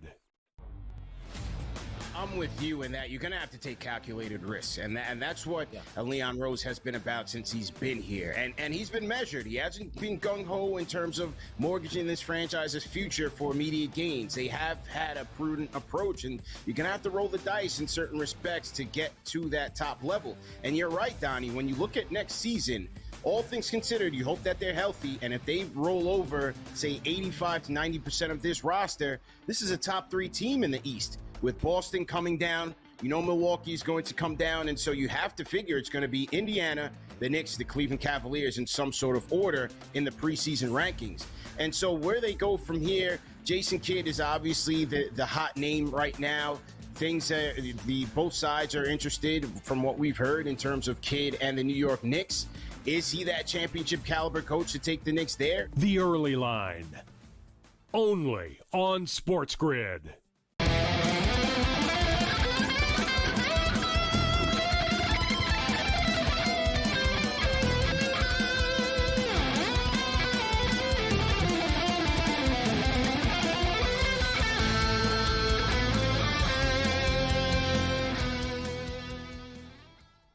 Shout out to our boy Nick Papagiorgio, who's just sent in a tweet, tuning in from the Win right now in Las Vegas. He's down there hooking up with our boy Vegas Matty to enter the contest. It's football season. Football season around the corner. Contest season around the corner.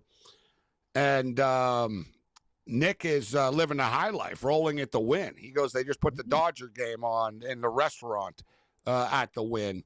Said, Morency, someone just convinced the bar at the high-end restaurant at the Wynn to put the Dodger game on. Well, of course. Why wouldn't they? Yeah. What are you going to put on? Like the View? Or like, exactly. Like, come on. It's they can put on, you know what, if you want, Nick, tell me, see how it goes. Tell them to put on Suriname and Mexico right now. Yeah. Say, listen, I got money on a Gold Cup game. Put that game on. If they can find that, then they got a nice cable system there, for sure. No, it's actually on FS1. It'd be easy to find. But they're not they're not going to put it on. No. FS1 has every Gold Cup game, and shout out to TSN's doing a great job. They've got every Gold Cup game as well. FIFA Club World Cup, you can see all the games on DAZN for free. All you got to do is just register. And, you figure, it's a pain and stuff. But I did it. And if I could do it. I hate the modern stuff, though, with TVs, Cam. I'm logging in. It's like DAZN. It's like enter email. It's like enter email on the TV. And then enter email. I'm like, all right, I have to enter I had to go like letter by letter, going through the little stupid thing on the remote. Oh, God. I signed up, but once you're in, it remembers you. And you get all the FIFA Club World Cup games. So, yeah, as I was saying, tomorrow, I like these games, guys. They're weird matchups, but I think Palmeiras is going to win at -163.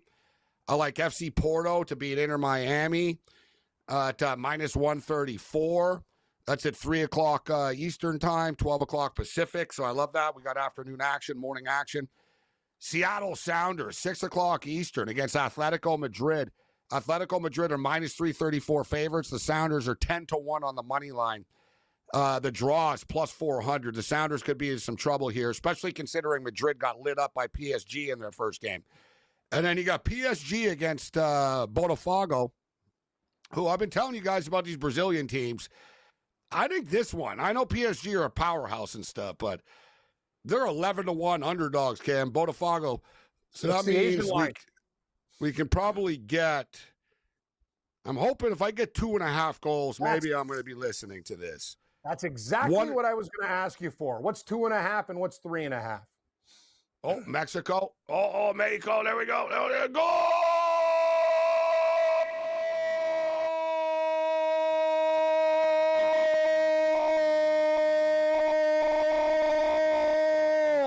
Mexico. 2-0. I'm impressed. You've been swimming. That's a lot of lung power there. I'll tell you something. That wasn't bad, huh? I could have kept going too. Oh, dude, I've seen you smoke before too. It's like you don't got COPD like my old man. I'm gonna tell you something.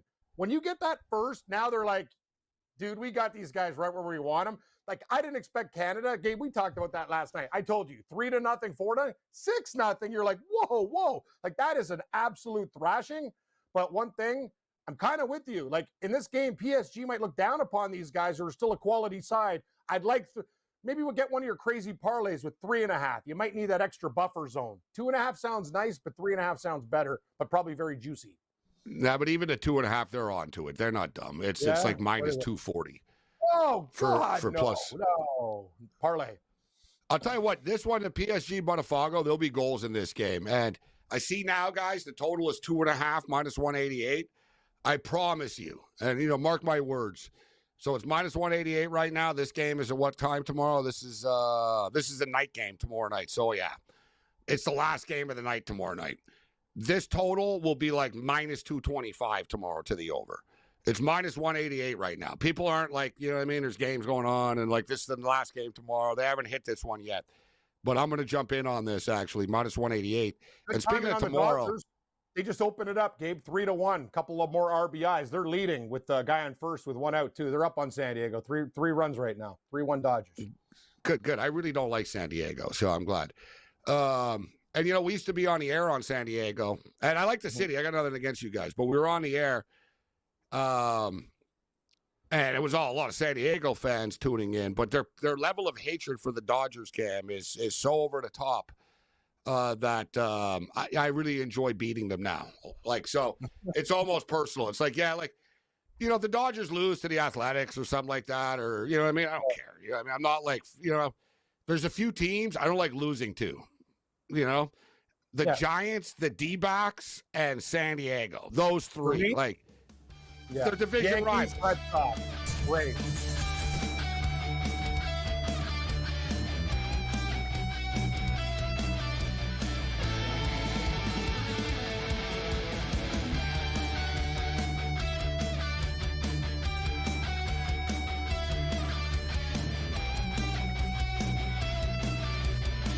On June 25th at 7:30 p.m., ditch the guesswork.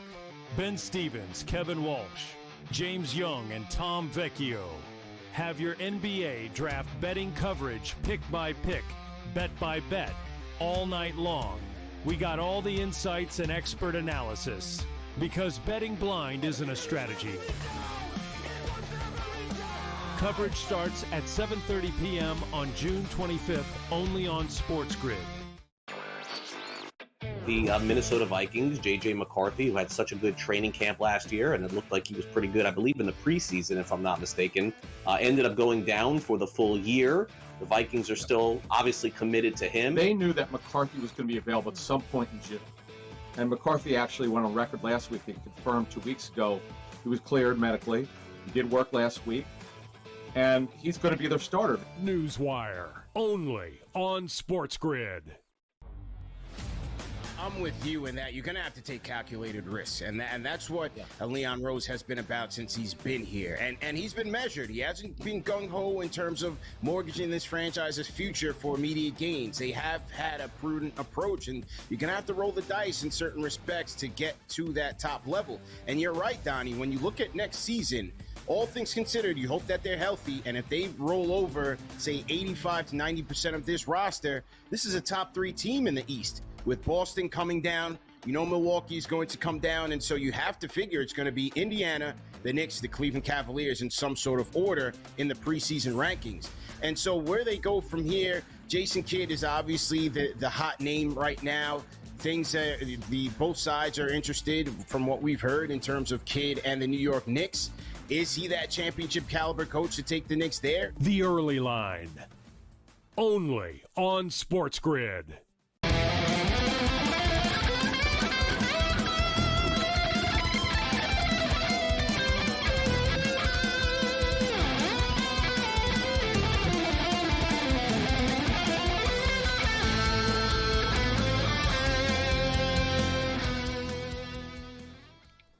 This is SportsRage. We're rolling along here. Quickest 120 minutes in sports talk and television continues. 2-0 Mexico right now. We're in the 67th minute, so this game is starting to fall into place. I would prefer if Jimenez would score a goal, but hey, it is what it is. You know, you're always pushing the envelope when you're playing sides, totals, goal scorer props, but 2-0 Mexico right now. And we still have about 25 minutes left in the game. I'm hoping that they can pitch a shutout here and hang on. -1.5, but we also have a same-game parlay, Mexico to win over 2.5 goals. So I'd like one more from Mexico, actually, which they probably will. You know, it's only the 67th minute, so they probably will. And so we'll keep our eye on this. Ian Cameron, a.k.a. Babano, ready to step up. And then Major League Baseball going on right now. A quick check of the scoreboard. 3-0 for the Los Angeles Dodgers over San Diego, top of the 6th. The Dodgers have suddenly become -700 favorites. Houston nursing a 2-1 lead over the Athletics right now. They're -350. Dodgers just moved to -850. For the record, the total in the Dodgers game is 7.5 now. So we're at the top of the 6. They're at 4 runs, 3-1 Dodgers. Dodgers are -2.5, -105. Houston and the Athletics, the total is really dropping. It's down to 6.5 right now. We're going into the top of the 6th inning. The Astros have a 2-1 lead. The Athletics just had they had some guys on, but they didn't get anything out of it. And the Guardians, remember we jumped in on the under 9.5 in the Guardians and the Giants game, 4-2 right now. Bottom of the 7th inning. In-game total sits at 7.5. But let's see, is something about to happen? You could tell something was, but no. All right, it's caught. So yeah, total sits now at 7.5. All right, so you're caught up to date with the baseball. Let's bring in Ian Cameron. Babano, what's going on, Babano?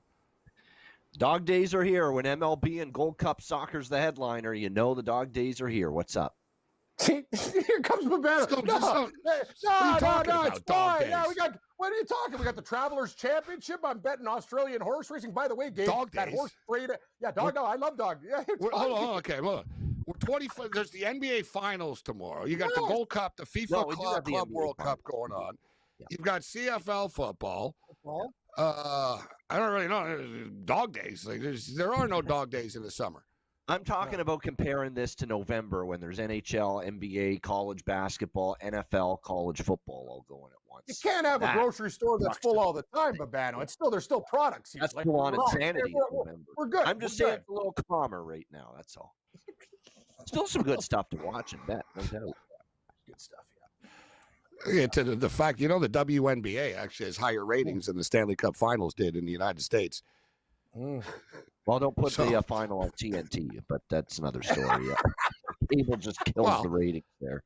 Well, other sports go on TNT. It doesn't kill the ratings. Well, it did in the NBA the NBA series in the last round too that TNT had. They got hurt by being on there. But the bottom line is the Stanley Cup Final would have gotten better ratings if it was on ABC. But that's what the NHL agreed to, that they were going to do the split with Turner and ABC. Yeah, but they don't deserve to be on ABC, Babano. You don't go on ABC. Like the NHL draws literally the same as the UFL does. You know what I mean? And the UFL's on ABC. Sometimes they put the championship game, but the NHL, their ratings aren't good enough to be on ABC. You know what I mean? It's not like, we got to get them on. The WNBA is on that because they're like, we got to get this league on because 2 million people are watching. 3 million people watch when Caitlin Clark plays, or 4 million, and we got 1.5 million if they're not. But the NHL, I think, people are sick of Florida. You had a Canadian team as well, right? That's why the U.S. ratings. I don't think it's a network. I remember people saying how the Four Nations face-off was going to bring a whole new group of people into following hocky year-round. I haven't seen it based on the ratings. No. You know what that's like? I thought about that. Cam actually and Babetta with the Kentucky Derby every year. There's always some crazy thing. They always say, it's really going to help horse racing. No one will talk about it again until the Kentucky Derby again. You know what I mean? That was wild. It's really going to catapult it. Did you meet the new guy, Tommy, at the OTB? He got hooked on the Derby. Yeah. Oh, the other one, guys, this one was good, too. Remember during the pandemic, everybody shut down. The first ones up were the UFC, right? And the UFC were like, we're going to have cards in the Apex, and we're going to be the only ones on TV. And I remember everybody said, they're going to get a lot of new fans out of this coming out of the pandemic because they're the only ones on now. Their ratings went down after. They never, they didn't pick anybody up. People that like things, that's the thing with hockey at this point. People that like, they like it. If you like it, you like it. If you don't, you don't, right? You're not converting new people. It's sort of like with these new football leagues. You can tell people all you want about, this is good or that's good. Same with soccer, right? You know what I mean? Soccer, they're going to get millions of people watching, and other people will be like, I'll never watch it. They don't watch it no matter what, right? You can't sell people on it. But it was a pretty good Stanley Cup Finals until the last 2 games, right? I just think the Panthers are boring. The Hurricanes are super boring. So you're right about that. That was a horrible combo. You have 2 non-hockey markets playing. Right? So the question is, I'll ask you, Babano, because I don't want to live in the past. Newsflash, the Panthers won. Okay. So who's going to be in the Stanley Cup next year? Wow, who's going to be in the Stanley Cup next year? I will go with for the Western Conference, I am going to go with the Colorado Avalanche bouncing back. I think they're ready. I think they're going to make some moves. And in the East next year, I think I will go with, I'm going to be bold and say the Montreal Canadiens. Just because earlier today on the show, already? Wow, that is bold. 100-1 was just a ridiculously undervalued price of Montreal. Now, do I truly think they're going to get to the final? It's going to be tough. But they are way ahead of schedule. No one thought. Put it this way, Babano. I said this too. I'm sure you agree with me. Over the next 3 years, the Canadians are going to the Stanley Cup Finals. Yes, they are. You know what I mean? They're coming out. Their pipeline of prospects and young players loaded. Yeah, that's good.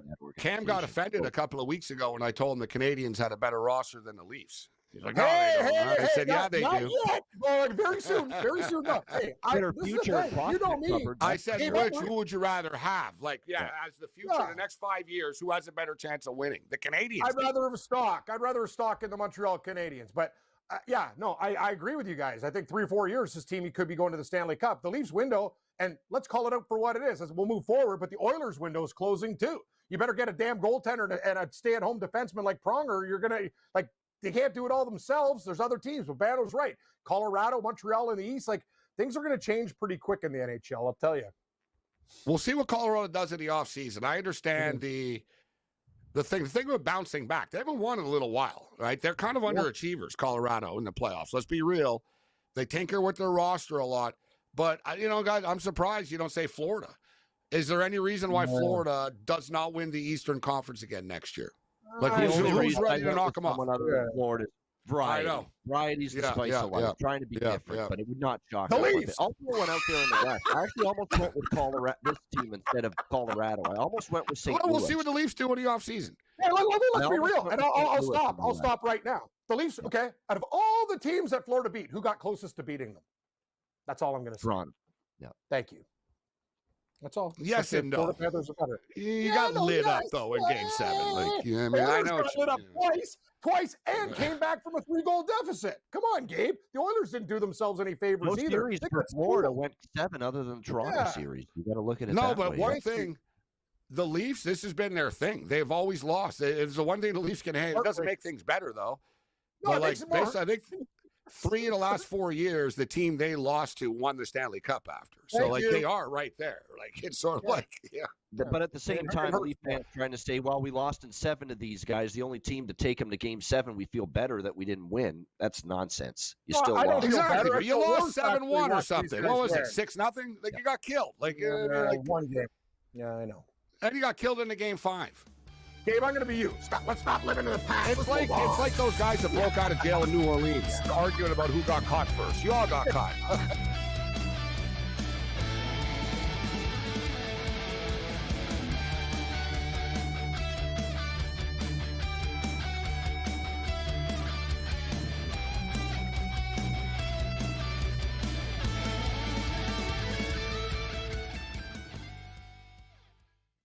On June 25th at 7:30 p.m., ditch the guesswork. Ben Stevens, Kevin Walsh, James Young, and Tom Vecchio have your NBA draft betting coverage pick by pick, bet by bet, all night long. We got all the insights and expert analysis because betting blind isn't a strategy. Coverage starts at 7:30 p.m. on June 25th, only on SportsGrid. The Minnesota Vikings, J.J. McCarthy, who had such a good training camp last year, and it looked like he was pretty good, I believe, in the preseason, if I'm not mistaken, ended up going down for the full year.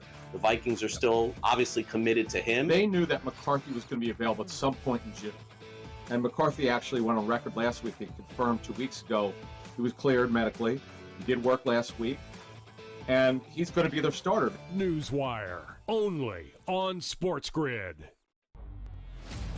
I'm with you in that you're going to have to take calculated risks. And that's what Leon Rose has been about since he's been here. And he's been measured. He hasn't been gung-ho in terms of mortgaging this franchise's future for immediate gains. They have had a prudent approach, and you're going to have to roll the dice in certain respects to get to that top level. And you're right, Donnie, when you look at next season, all things considered, you hope that they're healthy, and if they roll over, say, 85 to 90% of this roster, this is a top 3 team in the East. With Boston coming down, Milwaukee's going to come down, and so you have to figure it's going to be Indiana, the Knicks, the Cleveland Cavaliers in some sort of order in the preseason rankings. And so where they go from here, Jason Kidd is obviously the hot name right now. Things both sides are interested from what we've heard in terms of Kidd and the New York Knicks. Is he that championship caliber coach to take the Knicks there? The Early Line, only on SportsGrid.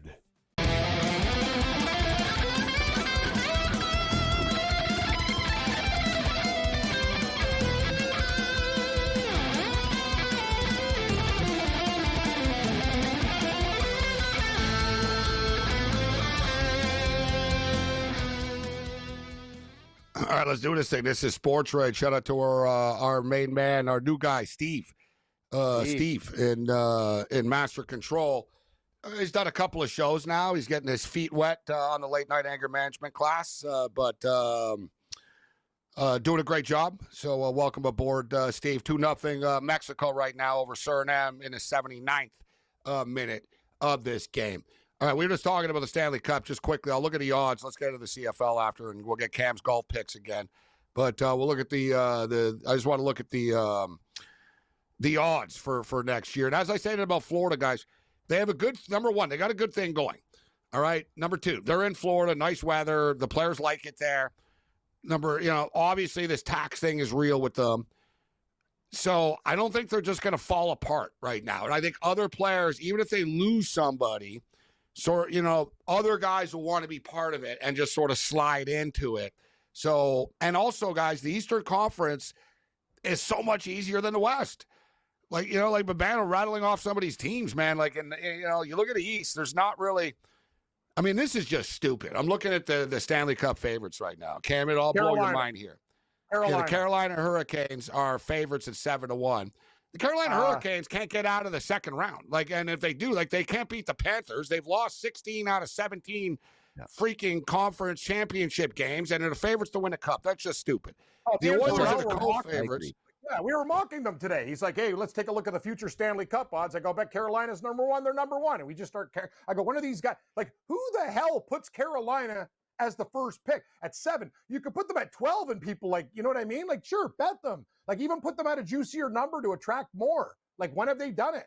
That's the whole thing, Gabe. At that low number, you're going to get less clients too. It's a crap number. It sucks. If I had to throw, for the record, the Panthers are plus 750, Avs are plus 900, Stars plus 900, Vegas Golden Knights 12-1. Tampa, who lost to Florida, who I thought could go deep, they're 16-1. The Devils are sort of up and coming, 18-1. Guys, the team, I'll throw a dart like Babano's talking about in the West, and it's kind of wide open. Even though they lost in the first round, I'm going to say the LA Kings. I think only because I think the LA Kings are hell-bent on trying to win. You know what I mean? Some teams are screwed. They're not going to be able to get better. Players won't go there. A good example, Cam, is, and Babano, there's a lot of talk, and I wouldn't be surprised. I've always thought it. I said it about Mitch Marner. Friedman brought it up the other day. I said it before Friedman did. I said, I could see Marner in Vegas or LA on the West Coast. Remember, Cam, I even talked about it. I said he'll love Hollywood. You got Ohtani and the Lakers. No one will know who the hell Mitch Marner is. He'll make $14 million a year. He'll be in LA and he'll live a great life. And the Kings are good. And Marner doesn't like the media. He's sick of it. There's literally no media. You got Pharrell's friend, the Bernstein dude that looks like Christopher Walken. I love that's that guy. The media. You got two dudes. You got the mayor, my buddy, the Hovind, the mayor's podcast. You know that guy Babano that covers the Kings. There's a couple of them. The LA Times doesn't even have a beat writer. So it's a good life. So I'm just saying the LA Kings are 20-1. I like where you're going, Babano, with the Canadians. I see 80-1 at this book, but Canadians up and coming. All right, but quickly, Babano, and then we'll get to the CFL. NBA Finals tomorrow. Who do you like in Game 6 in Indianapolis? So I've been riding Indiana off a loss all playoffs, and I did so in Game 5. But obviously, and look, they barely failed to cover. If Matherin doesn't turn it over on the last possession and puts that ball in the basket, maybe they cover the 9.5 Indiana. But they didn't play well. Obviously, Oklahoma City turned it up late after Indiana made it close. I'm still going to bet on the character of Indiana. I know maybe, and I'm worried obviously about the calf with Halliburton. How healthy is he? But they are at home facing elimination. Oklahoma City's got Game 7 in their back pocket, even if they do lose this game. I think the heart of Indiana will keep them alive in this game, at least to cover the number. So I'm taking the Pacers here. I agree. I think if they lose, it'll be a heartbreaker. It'll be close. We've seen that. Listen, the Thunder, we brought it up earlier, Babano. The Thunder are 1-8 against the spread on the road. It's not like they're some sort of road killers. They're 5-4 straight up. That 1-8 loss, Gabe, the Pacers are still 5-1 straight up, 5-1 against the spread off a loss in the playoffs. They've been good in this spot. Yeah, and look at the game that Oklahoma City covered on the road. It was a freaking miracle. Med Matherin missed 3 of the 4 free throws, turned it over. Carlisle got a technical. Foster went crazy. He called 2 technicals in the last minute. And we ended up losing by half the point. If I didn't know better, I'd think that Foster was on the phone with Tim Donaghy. One of the worst beats of the playoffs for Indiana backers that night. Terrible. Who incidentally was, right? And I don't know, that's sort of swept under the carpet. Donaghy called Scott Foster all the time when he was betting games. I'm going to ask Bovey about that next time. Foster or whatever, he is what he is. Okay, so CFL football tomorrow. Montreal Alouettes and the Edmonton Elks in action, sitting at 6.5, 48.5 right now. It was 5 earlier in the week. It's gone up. I don't really know if it really makes that much of a difference, this number, to be honest. We'll see. I think Montreal are going to murder them, Babano. Like, I think they're, one of these 38-20 type games or 44-24 or something. I personally think Montreal are going to roll them. What do you think? They've looked awesome. They've looked like certainly the best team in the East because the other three are disaster right now. The Argos, the Red Blacks, and my Ticats, they're hopeless, all three of them. The Alouettes look like they're going to run away with this division. They're loaded on offense. They're loaded on defense. They have a good pass rush. The secondary's good. They have a ton of receivers. They have Davis Alexander, who's 6-0 now as a CFL starting quarterback. I know it's a road game once again after being in Ottawa last week. Edmonton's off the bye, which should help them, but man, Edmonton couldn't stop Nathan Rourke in BC once he got going in the second half of that first game. The Alouettes team total's been cashing 2 weeks in a row here. I think that's the best approach. I'd rather take Montreal over. I think it's 26.5. Their team 28.5 rather than. Oh, Yeah, it's gone up a little bit. Holy crap. Since I've been shopping at the discount store. I like it. 28, 28.5. Yeah. He's at Dollarama. You're above that. I'm like the cashier cam at McDonald's and somebody's like 16 cents short. I'm like 5.16, 5.16, not 5. Yeah, exactly. You don't have to change. Yeah, sorry. I got to say this, though. 2 games got steamed. And, Gabe, you remember this, and we talked about it. That BC game, and it burns, right? Like, we'll talk about it after the break. Be very careful with these heavy line movements.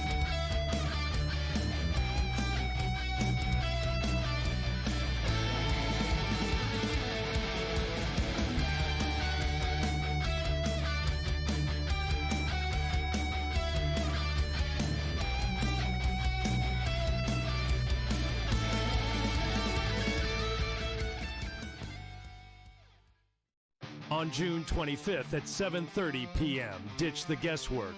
Ben Stevens, Kevin Walsh, James Young, and Tom Vecchio have your NBA draft betting coverage pick by pick, bet by bet, all night long.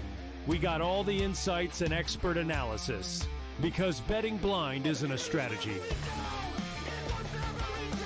Coverage starts at 7:30 p.m. on June 25th, only on SportsGrid. The Minnesota Vikings, J.J. McCarthy, who had such a good training camp last year, and it looked like he was pretty good, I believe, in the preseason, if I'm not mistaken, ended up going down for the full year. The Vikings are still obviously committed to him. They knew that McCarthy was going to be available at some point in June. And McCarthy actually went on record last week and confirmed 2 weeks ago he was cleared medically. He did work last week.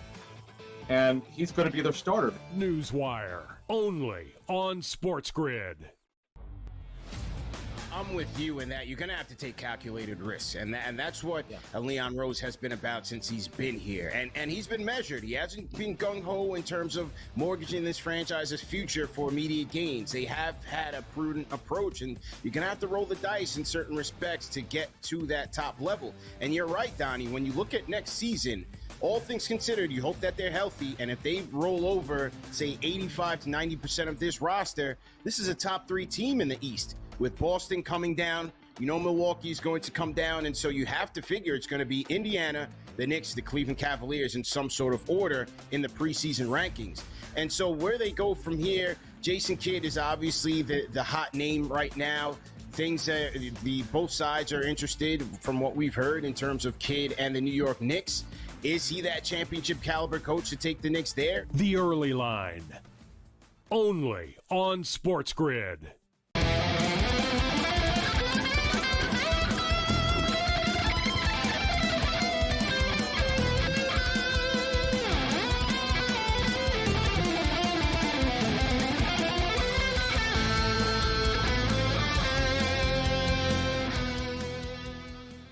All right, we're to the home stretch right now. We've got a couple of minutes left here. Still 2-0 Mexico. We're doing all right in this game, but we'd like one more from Mexico on the way out. And, in fact, they're in the box here right now. We'll see if they can bury one. We've got a corner kick coming up. So we're going into the 90th minute right now. Game's final moments. There should be a lot of extra time, though, added to this. Although, man, these soccer refs are whack, man. Like, sometimes they blow the whistle right away. Sometimes they let it go too long. It really is all over the place. But Suriname have wasted a lot of time with, like, fake injuries. in the second half here. All right, so CFL football tomorrow. I'll post all my picks. We're 14-10 through 2 weeks, 3 picks a game, 4 games a week, 12 picks a week. It works out to not counting our in-game and all that other stuff that we do in the props. But 14-10, we're starting to get this thing dialed up. I don't think Edmonton have a hope in hell against Montreal tomorrow. You guys are talking about key numbers and stuff. I don't really think it matters. I think Montreal is going to win by 17 or 20 or something like that. I think Montreal is going to roll them. So that's tomorrow, 48.5. Saskatchewan and Toronto. We go quick, Babano. We got to get Cam's golf picks as well. Saskatchewan and Toronto. Who do you like Friday night, Babano? Okay, That's so Kelly's still out. They're banged up beyond belief on defense. They're already missing a lot. The new starters galore. And now Wynton McManus, who's their best defensive player. He's unbelievable. He's out due to injury in this game. It's Saskatchewan for me. I think Toronto's in.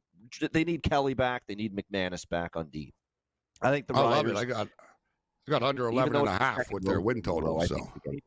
Yeah, me too. I like Saskatchewan there. And then quickly for the weekend, I like the over in the Ottawa-Calgary game, and I like BC in a revenge spot against Winnipeg.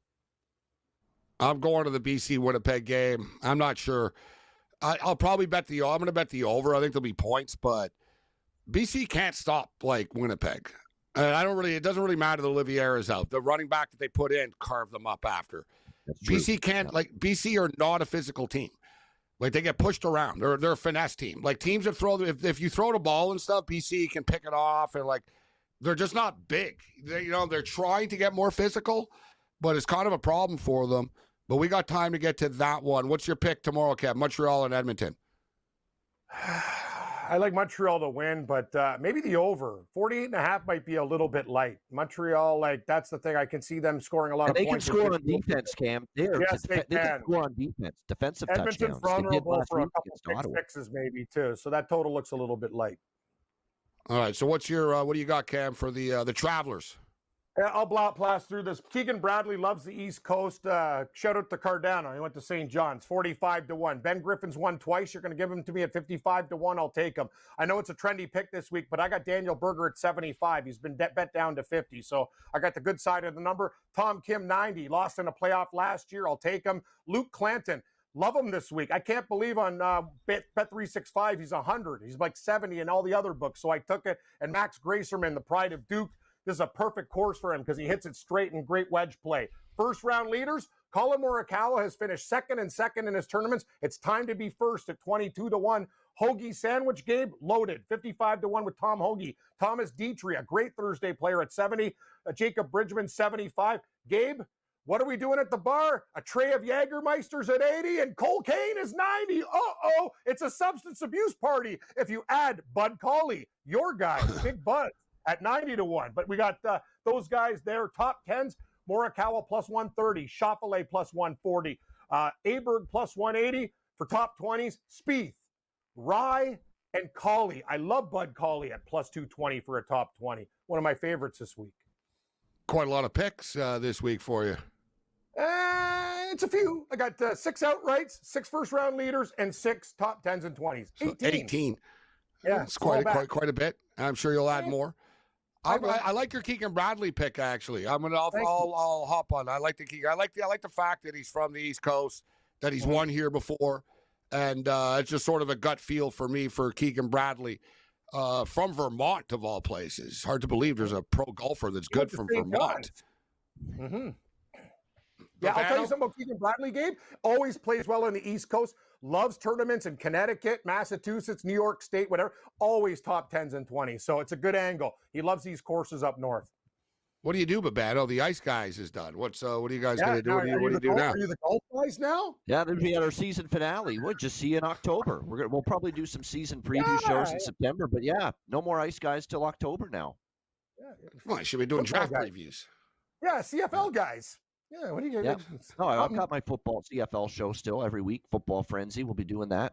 There's still stuff to do, content to create. I love that guy. I love the dog days. Babano's in his dog days. Dog days. Dog days. Other than that, you're on your own later.